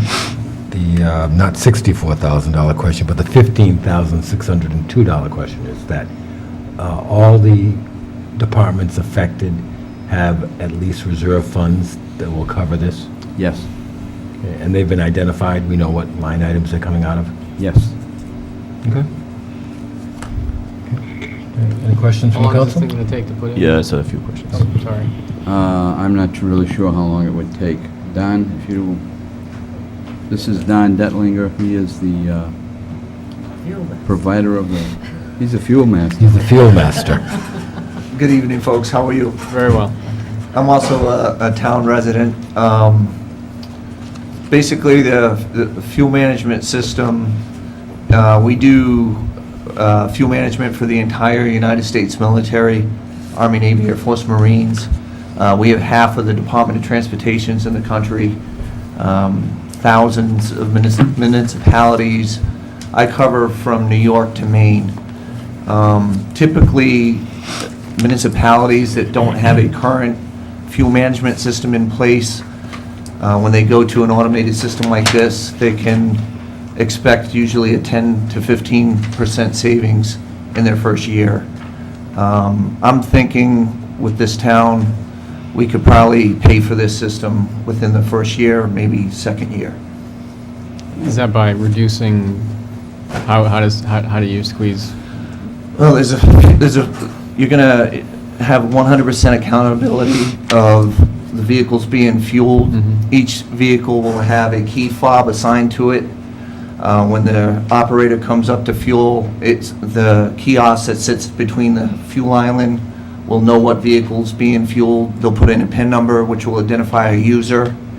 The key will automatically turn on gas or diesel. It's going to know if it's a gas or diesel vehicle, so you won't have any mistakes as far as cross-fueling goes. You'll know the product, you'll know the amount. We're also going to, with the key, is going to enable you to do mileage verification, where the operator can put in the miles. What this enables you to do will help with preventive maintenance checks. So instead of having your technicians come out and write down odometers and schedule vehicle maintenance, when the vehicle comes to be fueled, it will be identified that it's due for service. Good. So that was like the 5-minute tour. So. That's great, thanks. But how long will it take to install if we give you the green light tomorrow? I can have this, the systems aren't, they're built specifically for each town. You're probably looking 3 weeks to 4 weeks. And then my installer is Trask Petroleum. They're out of Providence. They have done the city of East Providence for me, North Providence, Bristol, Hoppington, Rhode Island. I can furnish you guys with several other references if you need. But I think probably a month and a half turnaround maybe. It's going to depend on how quick we get the tank moved over from the police to the DPW garage. So. Which is something that we're going to do. And that's an external tank? What do you mean external? Is it outside of the ground, not in the ground? No, it's outside the ground. Thank you. It's above ground. Yeah. Not outside of the ground, but you know what I mean. It's floating in. Yeah, I just had a few, I guess, operational type questions. Unit itself, if it malfunctions per se, can people still be able to get gas? There's an override in the unit itself. Okay. So you're not going to, obviously, we do the fuel management for the military and, DOT, stuff to that nature, a lot of municipalities. We know you need to fuel. So when you put the unit into override mode, it's going to basically put you in the situation that you're in now. You'll have to go to hand receiving things until you get the unit up and running again, and then it will store up, if your network goes down for some reason, the unit will store up to 10,000 transactions. So if something happens to inside the DPW garage, they lose power in there, they don't have the ability to bring their server up or the network up, the unit will continue monitoring up to 10,000 transactions. Do we have some of these things in place now for this unit in? Do we have? Is there a computer at the DPW works now that can interface with the system? It doesn't need a standalone computer, so. What does it need? You won't need it to purchase, an additional, we can load it on the machines that they have right in the office. Right. Okay. Is there a maintenance agreement?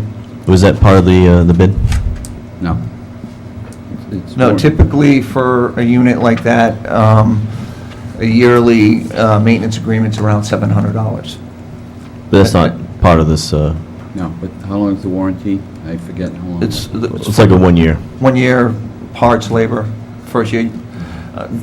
Just an example, Connecticut DOT, Connecticut State Police has had the unit for 21 years, almost as long as your wood chipper. So, you know. The mechanics, I'm sure, are fine. It's the computer part that I know it's not. Right. Unless it gets hit by lightning or someone runs over it with the plow, there's usually no issues with them. So. Okay. Any other questions from the council? Well, seeing none, I will entertain a motion. I move to approve the award to Syntec Systems, Inc. of Tallahassee, Florida for $15,602.31 for a fuel management system. We have a motion and a second. All those in favor? Motion passes. Thank you. Thank you, folks. Thanks, Chip. Chief Blakey, request permission to advertise for bids to purchase 2 police package 4x4 vehicles and 1 police cruiser, or to purchase vehicles from comparable state bid list. Okay. Why don't you explain the difference between those two? Well, if you can go out to bid, or if you can get something lower, a leftover vehicle, or something of a comparable state bid list, you don't have to go out to bid, as long as it's on the state bid list. But what I would like to do by advertising early is possibly get a leftover vehicle, probably save a little bit of money from the price increase from next year's models, because we do not trade our vehicles in, so it would be advantageous that way. Yep. Okay, and we budgeted for these? Yes. Yes. Yep. Okay. This was approved by the FDR. Yep. I just want everybody out there to know that it was. Oh, it was approved by the FDR. All right, anything from the council? Okay, seeing none, I'll entertain a motion. I move that we approve or grant permission to advertise for bid the purchase of 2 police package 4-wheel drive vehicles and 1 police cruiser, or to purchase vehicles from comparable state bid list. Second. We have a motion and a second. All those in favor? Aye. Motion carries. Thanks, Chief. Thank you very much. Chief Lloyd. Must be Chief's Day. Request authorization to purchase from multi-town-wide bid Zoll monitor I'm not even going to say it. Defibrillators in the amount of $69,000. Again, this was approved at the FDR, and back, we're going to join on to a bid with Cumberland, Lincoln, Smithfield, Portsmouth, South Kingstown, and Blackstone, Mass. I had given you the price listing. It's somewhat complicated when you look at it, but the very last page, the bottom line is $69,000 even. They'll be giving us trade-in. This is comparable to what we have now, what we've been using, as both monitors and defibrillators that are on our primary rescues need to be replaced. Okay. Chief, will you explain to the council why our name is not on this list? Because this was a group that had originally gone out, but under, what I understand under state law, we can piggyback onto another bid. It's an existing bid that is in place and has been approved. Okay. So we're buying in bulk, is that what we're doing, or are we just using their bid to? We're using their bid. Okay. And we've received that quote off based upon this bid. Right. Okay. And Chief, these would be on the rescues? Yes, sir. Yep. Okay.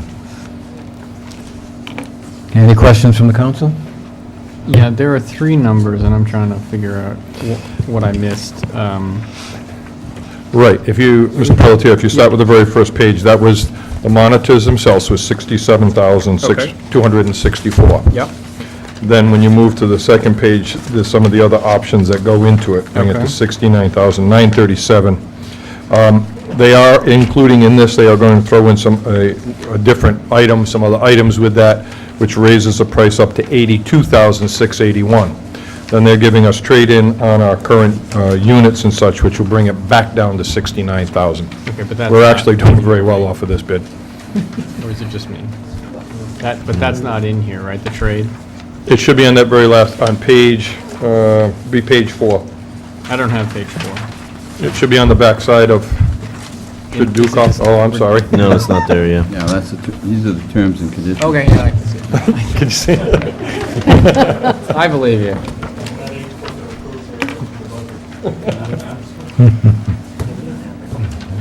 Anything else from the council? Yeah, no. No, we don't have that? Maybe you have it. Clerk has it. Is it 69 even, though? 69 even, that is correct. And again, we have to order them, so they would not be here and not be delivered till after the July 1st. I'm just trying to get in under this bid and get into the pricing. Anything else from the council? Okay, if not, I'll entertain a motion. I move that we authorize the chief to purchase 2 Zoll monitor defibrillators for the amount of $69,000 using the multi-town-wide bid. Second. We have a motion and second. All those in favor? Okay, chief, stand right there, chief. I'm not moving. Request approval to purchase from Sole Source Shipments fire equipment of Waterford, Connecticut, 4 2007 edition SCBA air packs and 9 30 minutes 4.5 Scott air bottles for $24,990. And excuse my ignorance, but explain in what in God's name that's. I knew that was coming. Again, at the FDR, it was approved this year, $25,000 to upgrade our aging air pack supply. The one question I'm sure will come to people's mind, 2007 edition. Every 5 years, the NFPA goes back and they review the standards for what equipment is built. They call it bookending. So the newest edition just came out, which made a change in the way the air packs operate. It's not a safety issue, it's just something they're adding. My feeling is if I take a new edition air pack and put it into our existing fleet that we have, we'll have 2 sets of units that will be operating differently and would not have compatibility with everyone. So there are some of the older edition still left, but they're brand-new air packs that are coming out. So I'd like to try to grab those as they are. Shipmans is the only dealer that runs Connecticut and Rhode Island for Scott air packs, which we currently have.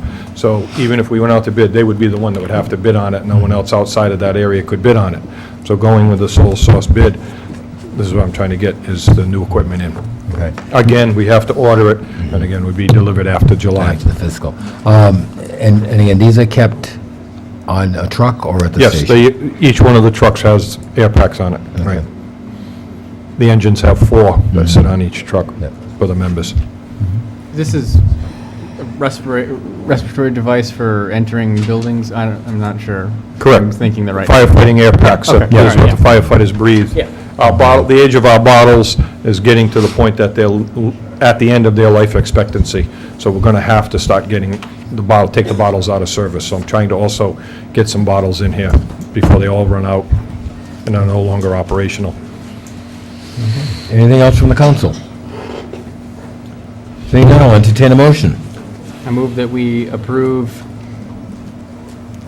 the purchase of,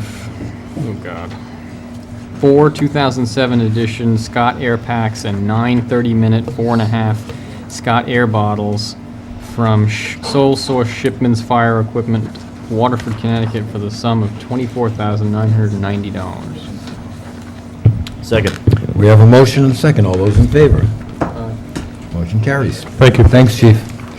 Okay, town administrator, items and announcements. Oh, wait, sorry. You're right. No, it's me too. Mayor right? Copa? It's me too. Go ahead. Okay. Applications for the free trash bags are available in the tax assessor's office. It should be noted that total household income should be less than $22,000.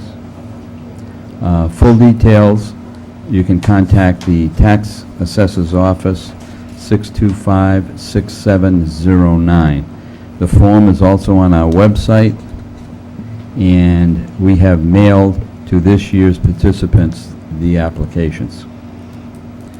Recycling. In May of 2013, we recycled 160 tons. May of 2012, a year ago, we recycle 172 tons. It has dropped off, but overall for the year, our tonnage has increased. The tax collector's office will be open through lunch the first 10 days of each quarter to make it more convenient for those trying to pay their taxes during that grace period. The next item is library activities. On Thursday, June the 27th at 2 p.m., Christopher Johnson will be at the Essex Library reading poetry. On Friday, June the 28th at 10:30 a.m., there will be a magician in the children's room. That's all I have. Thank you. Okay, council announcements, comments, and questions. Council Lambert. Mr. President, that item is withdrawn at this time. Okay, any other councilors? Just a question. I've had a lot of people ask me about the Easy Pass transponders and when they'll be available for sale at the town hall. We or in started town. We started accepting applications today. Representatives of the Rhode Island Bridge and Turnpike Authority came today. That's what that table is over there for. They will be here quite often in June. There's an extensive schedule. They're accepting applications now for the transponders, but they will not have transponders until June 25th. June 25th, if you come in at that point, you will get a transponder with your application. Otherwise, for those that are just filling out the applications today, they guarantee that the transponders will be delivered before the tolls become active. Now, If the tolls become active. if the tolls become active. Positive thinking. The cost. The cost is $10 per transponder and $25 to be deposited to your account. And then they will credit your account for the $10 that you paid for the transponder. So the net result is the transponders are free right now. And Jim, do we have a schedule? I saw in the paper it was only like the 10th, 11th, and 12th. Oh, no. It's much more than that. It was, they published it. It's right here. In the newspaper. We've got a So June 10th, June 11th, June 12th, June 13th, June 14th. Can we post this information on the website and then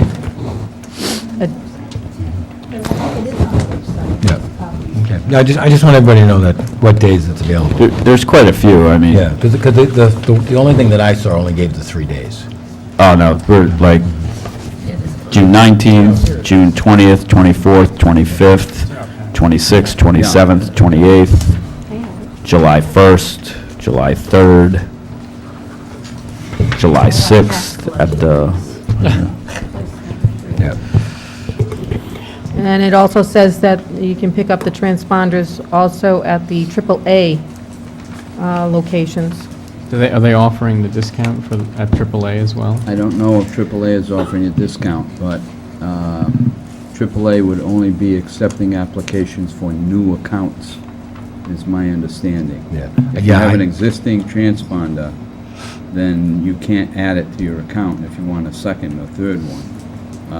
It has to be a new account. Right. And I wasn't clear on whether or not AAA was giving a discount on it, because it just said they were available, but they didn't give the same $10 thing. And they're also not available, the discount is also not available if you just do it online or do it through the Turnpike Authority's office.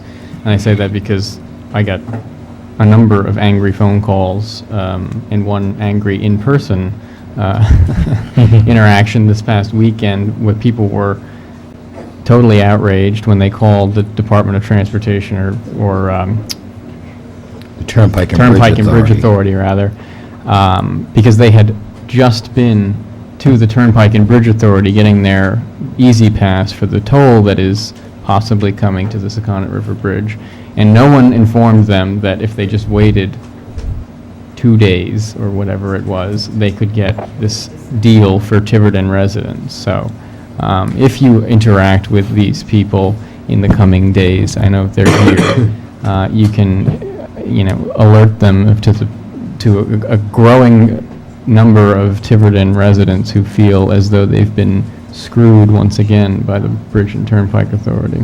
Well, I have talked to the executive director of the Rhode Island Turnpike and Bridge Authority about that, because I ordered 2 additional, my personal vehicles, 2 additional transponders, and received them 2 days before I got this notice, and paid the full amount. So I did mention that to him. And his answer to me was, we'll address that later. Yeah. I'm not sure if later will ever come, but... Yeah. Do they mean during the rise up or? You know, they had the burning of the gas street. Insurrection. There could be the tearing of the bridge. I mean, you don't have to allow them to use it here in Town Hall. There's a balance to be struck between, making a statement on the tolls and the convenience for the residents if the tolls do go through with the transponders. We don't want to inconvenience people and have to make them go. Yeah. Many people have asked me whether or not they can get them in town, as opposed to having you to do it online if they're not sure how to work that out, or to go over to AAA, or even to go over to their offices. And again, I mean, Pay a toll to get to. yeah. And they won't have a transponder to go through. So as much as I would like to charge them for using our facility to sell their transponders, I feel that we do at least offer to our own people that the opportunity to save some money on a toll that they might be able to hang on their Christmas tree. A transponder they can hang on their Christmas tree if the tolls hopefully don't go through. I asked that question as well, and I was told that they would not reimburse anyone for purchasing these transponders because they are useful in other parts of The country. and- New England, Yep. The East Coast, all the way down to West Virginia, I guess, or something like that, as far west as Indiana, maybe. Mr. President, I just think it's important that the people realize at the time they're coming in to get these transponders, that coincides with our first payment on our tax payments. And that's a very busy time on a small town hall with limited parking. So they should be very patient when they come in, because it's going to be an issue. Also, is there, without interrupting Nancy, I'm sorry, is there some requisite information that our residents are going to need to bring with them? Because I'd really rather them not leave in a fit of rage after finding out they don't have some piece of paper proving that they've lived here for 85 years. I'm not sure what the requirement is. License and other- registration, Other than I a think. credit card and possibly a license. If you file And of course, you need online- to know your registration. If you file online, you have to prove with either a tax bill or a utility bill or some other form of verification that you, in fact, either own property in town or reside in town. Apparently, they said they're not going to require that of these. Well, for this period of time, they say anybody who walks in the door. Right, because and even says, out of state you could is come in submitted. from Fall River Yeah, right. and buy your Rhode Island transponder during this limited period of time. That's what it says. I pay the- I wonder if they'll really follow through, but that's what they're saying. Okay. Yeah, I saw that also. So that even if you're from Massachusetts, you could get it at the $10 fee and pay the Rhode Island rate. Exactly. How does one prove they are a Rhode Island resident if they just say, are we?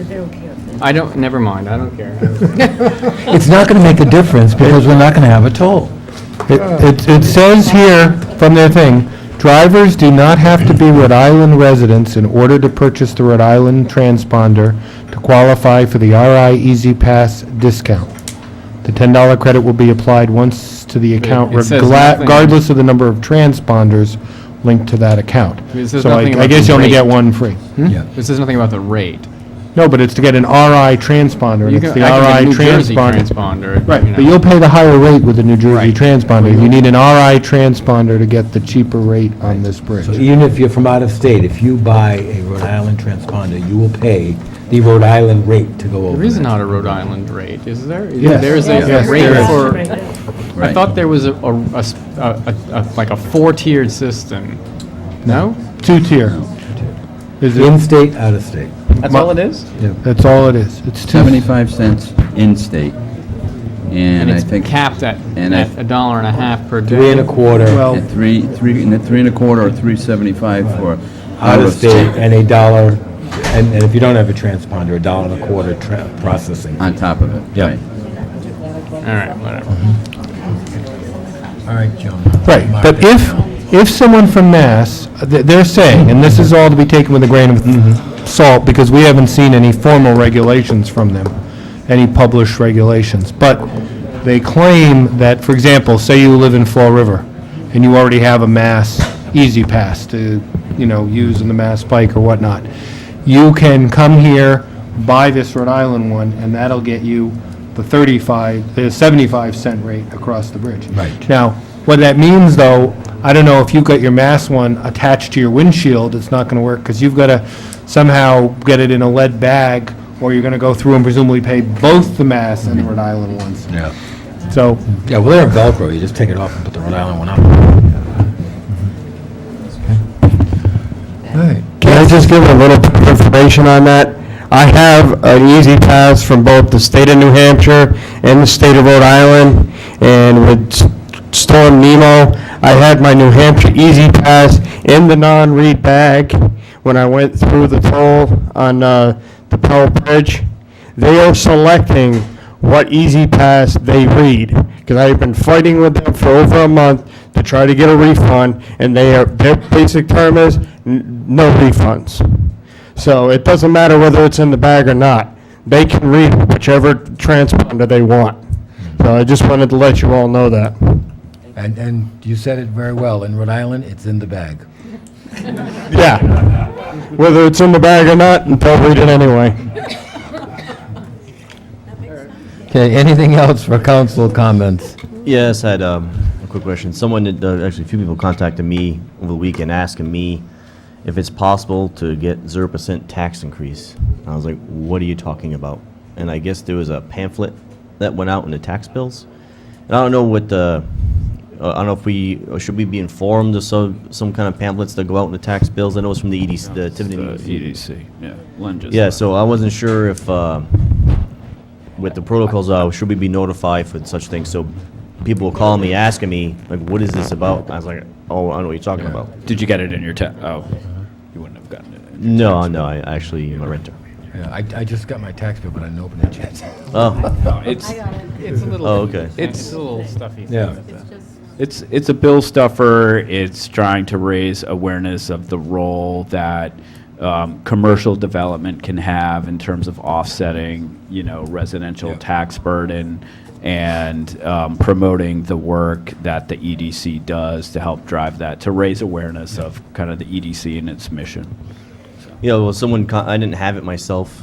I don't know what it was about. I don't know. I don't think it was advocating a 0%, like. I No, remember no, reading but people it. were No, asking it me, wasn't. because it said, something to the effect of, is it possible, I don't know.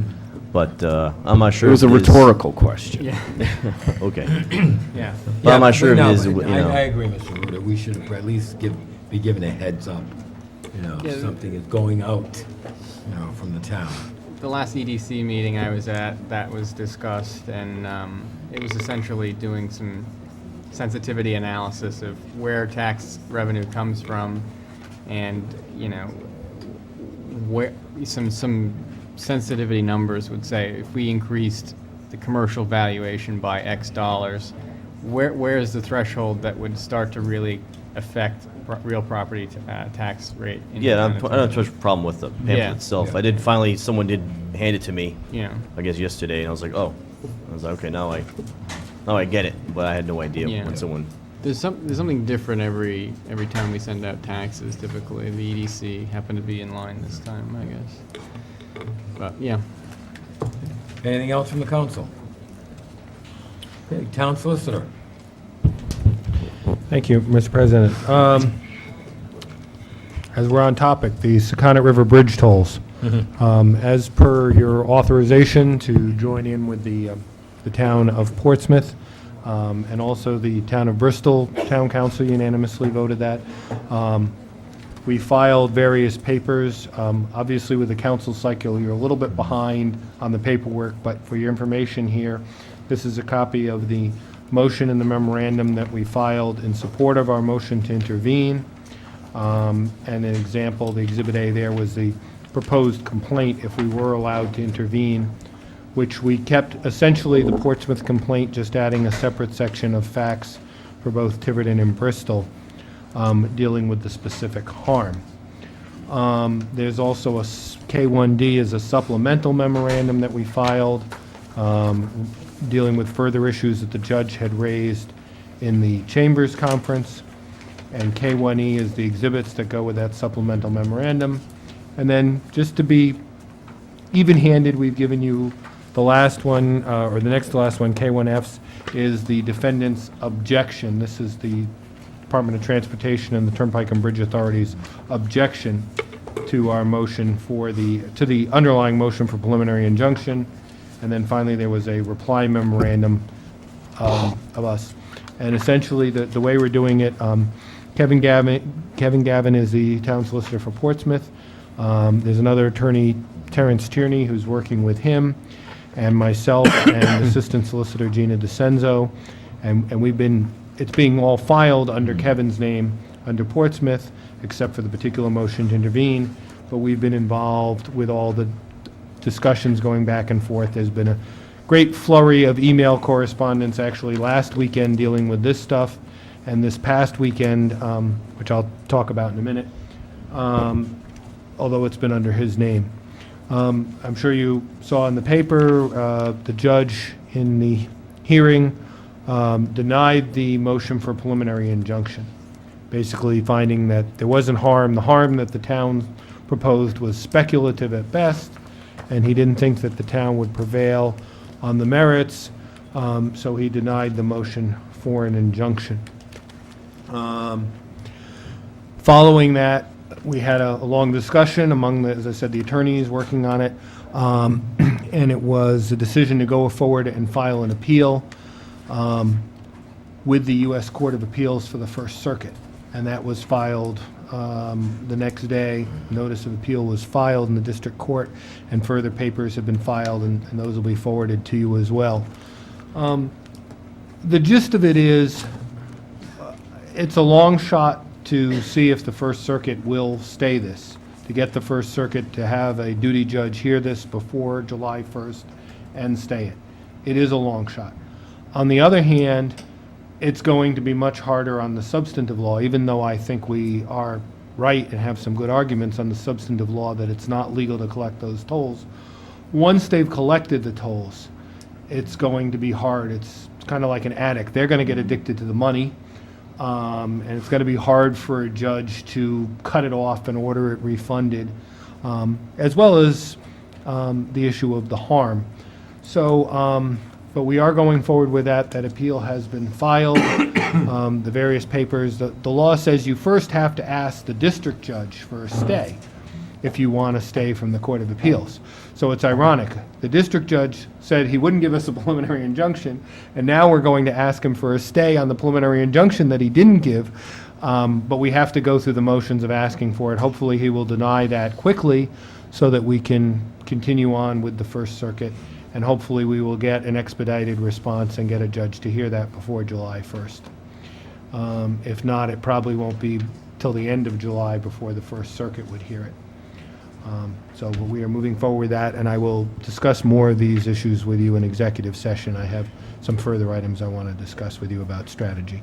Yeah, I just have a question. I'm not an attorney, even though I do play one on TV. You know, the judge, when he said that he didn't think that we would prevail I thought that was kind of out of the box, considering what was before him at the time. Well, there are 4 standards to grant a preliminary injunction, and one of them is likelihood of success on the merits. So, yes, it's hard, you haven't heard anything, so how can you make that discussion on it? But it's one of the findings that he would have to make in order to grant the preliminary injunction. He would have to say, well, hearing what I've heard so far, I think you've got a likelihood of prevailing. And his answer was, no, hearing what I've said, I don't. Which doesn't surprise me. I'd rather not get into it publicly, but... It was just, I was very surprised. Right, but, well, it was one of those standards that we had to overcome to begin with. And it's confusing, because it's like, well, if you're going to hear, if likelihood of success on the merits, then don't you have to hear the whole merits to begin with? And it was so accelerated, normally we would have had, on a preliminary injunction, you would have had testimony by live witnesses. We didn't. It was all done on a few affidavits and the arguments. So there really wasn't much before him. So that is, that's one. Oh, and just as far as that goes too, we still have technically pending the town's motion to intervene, Bristol and Tiverton's joint motion to intervene, because he did not rule on that day. He was holding it in abeyance. The next day, there was scheduled a conference, it was scheduled for hearing on our motion to intervene for June 19th. But then, once the notice to appeal was filed, that scheduled hearing was canceled. So I think because of the appeal, but I don't know. So at the moment, there is still no date scheduled for our motion to intervene. On the other hand, he has not denied the motion to intervene, nor has he denied our participation. We were there, we were at council. We designated one person, being Mr. Gavin, to do the argument, but we were all there together participating. So it hasn't made any detrimental impact on the town yet, but it's still out there pending. And presumably, if he were to deny that, then the option would be to bring a separate action. Any Next other item. questions? Any other questions? Okay, next item, maybe? Next item is Town of Tiverton versus James and Melissa Pelletier. And there's nothing new as far as a public item. I do want to discuss it in executive session. I didn't know if there was going to be something, so I'd put it on as a precaution. Okay. So that can be waived. Town clerk. Thank you. Okay. Mr. Lambert.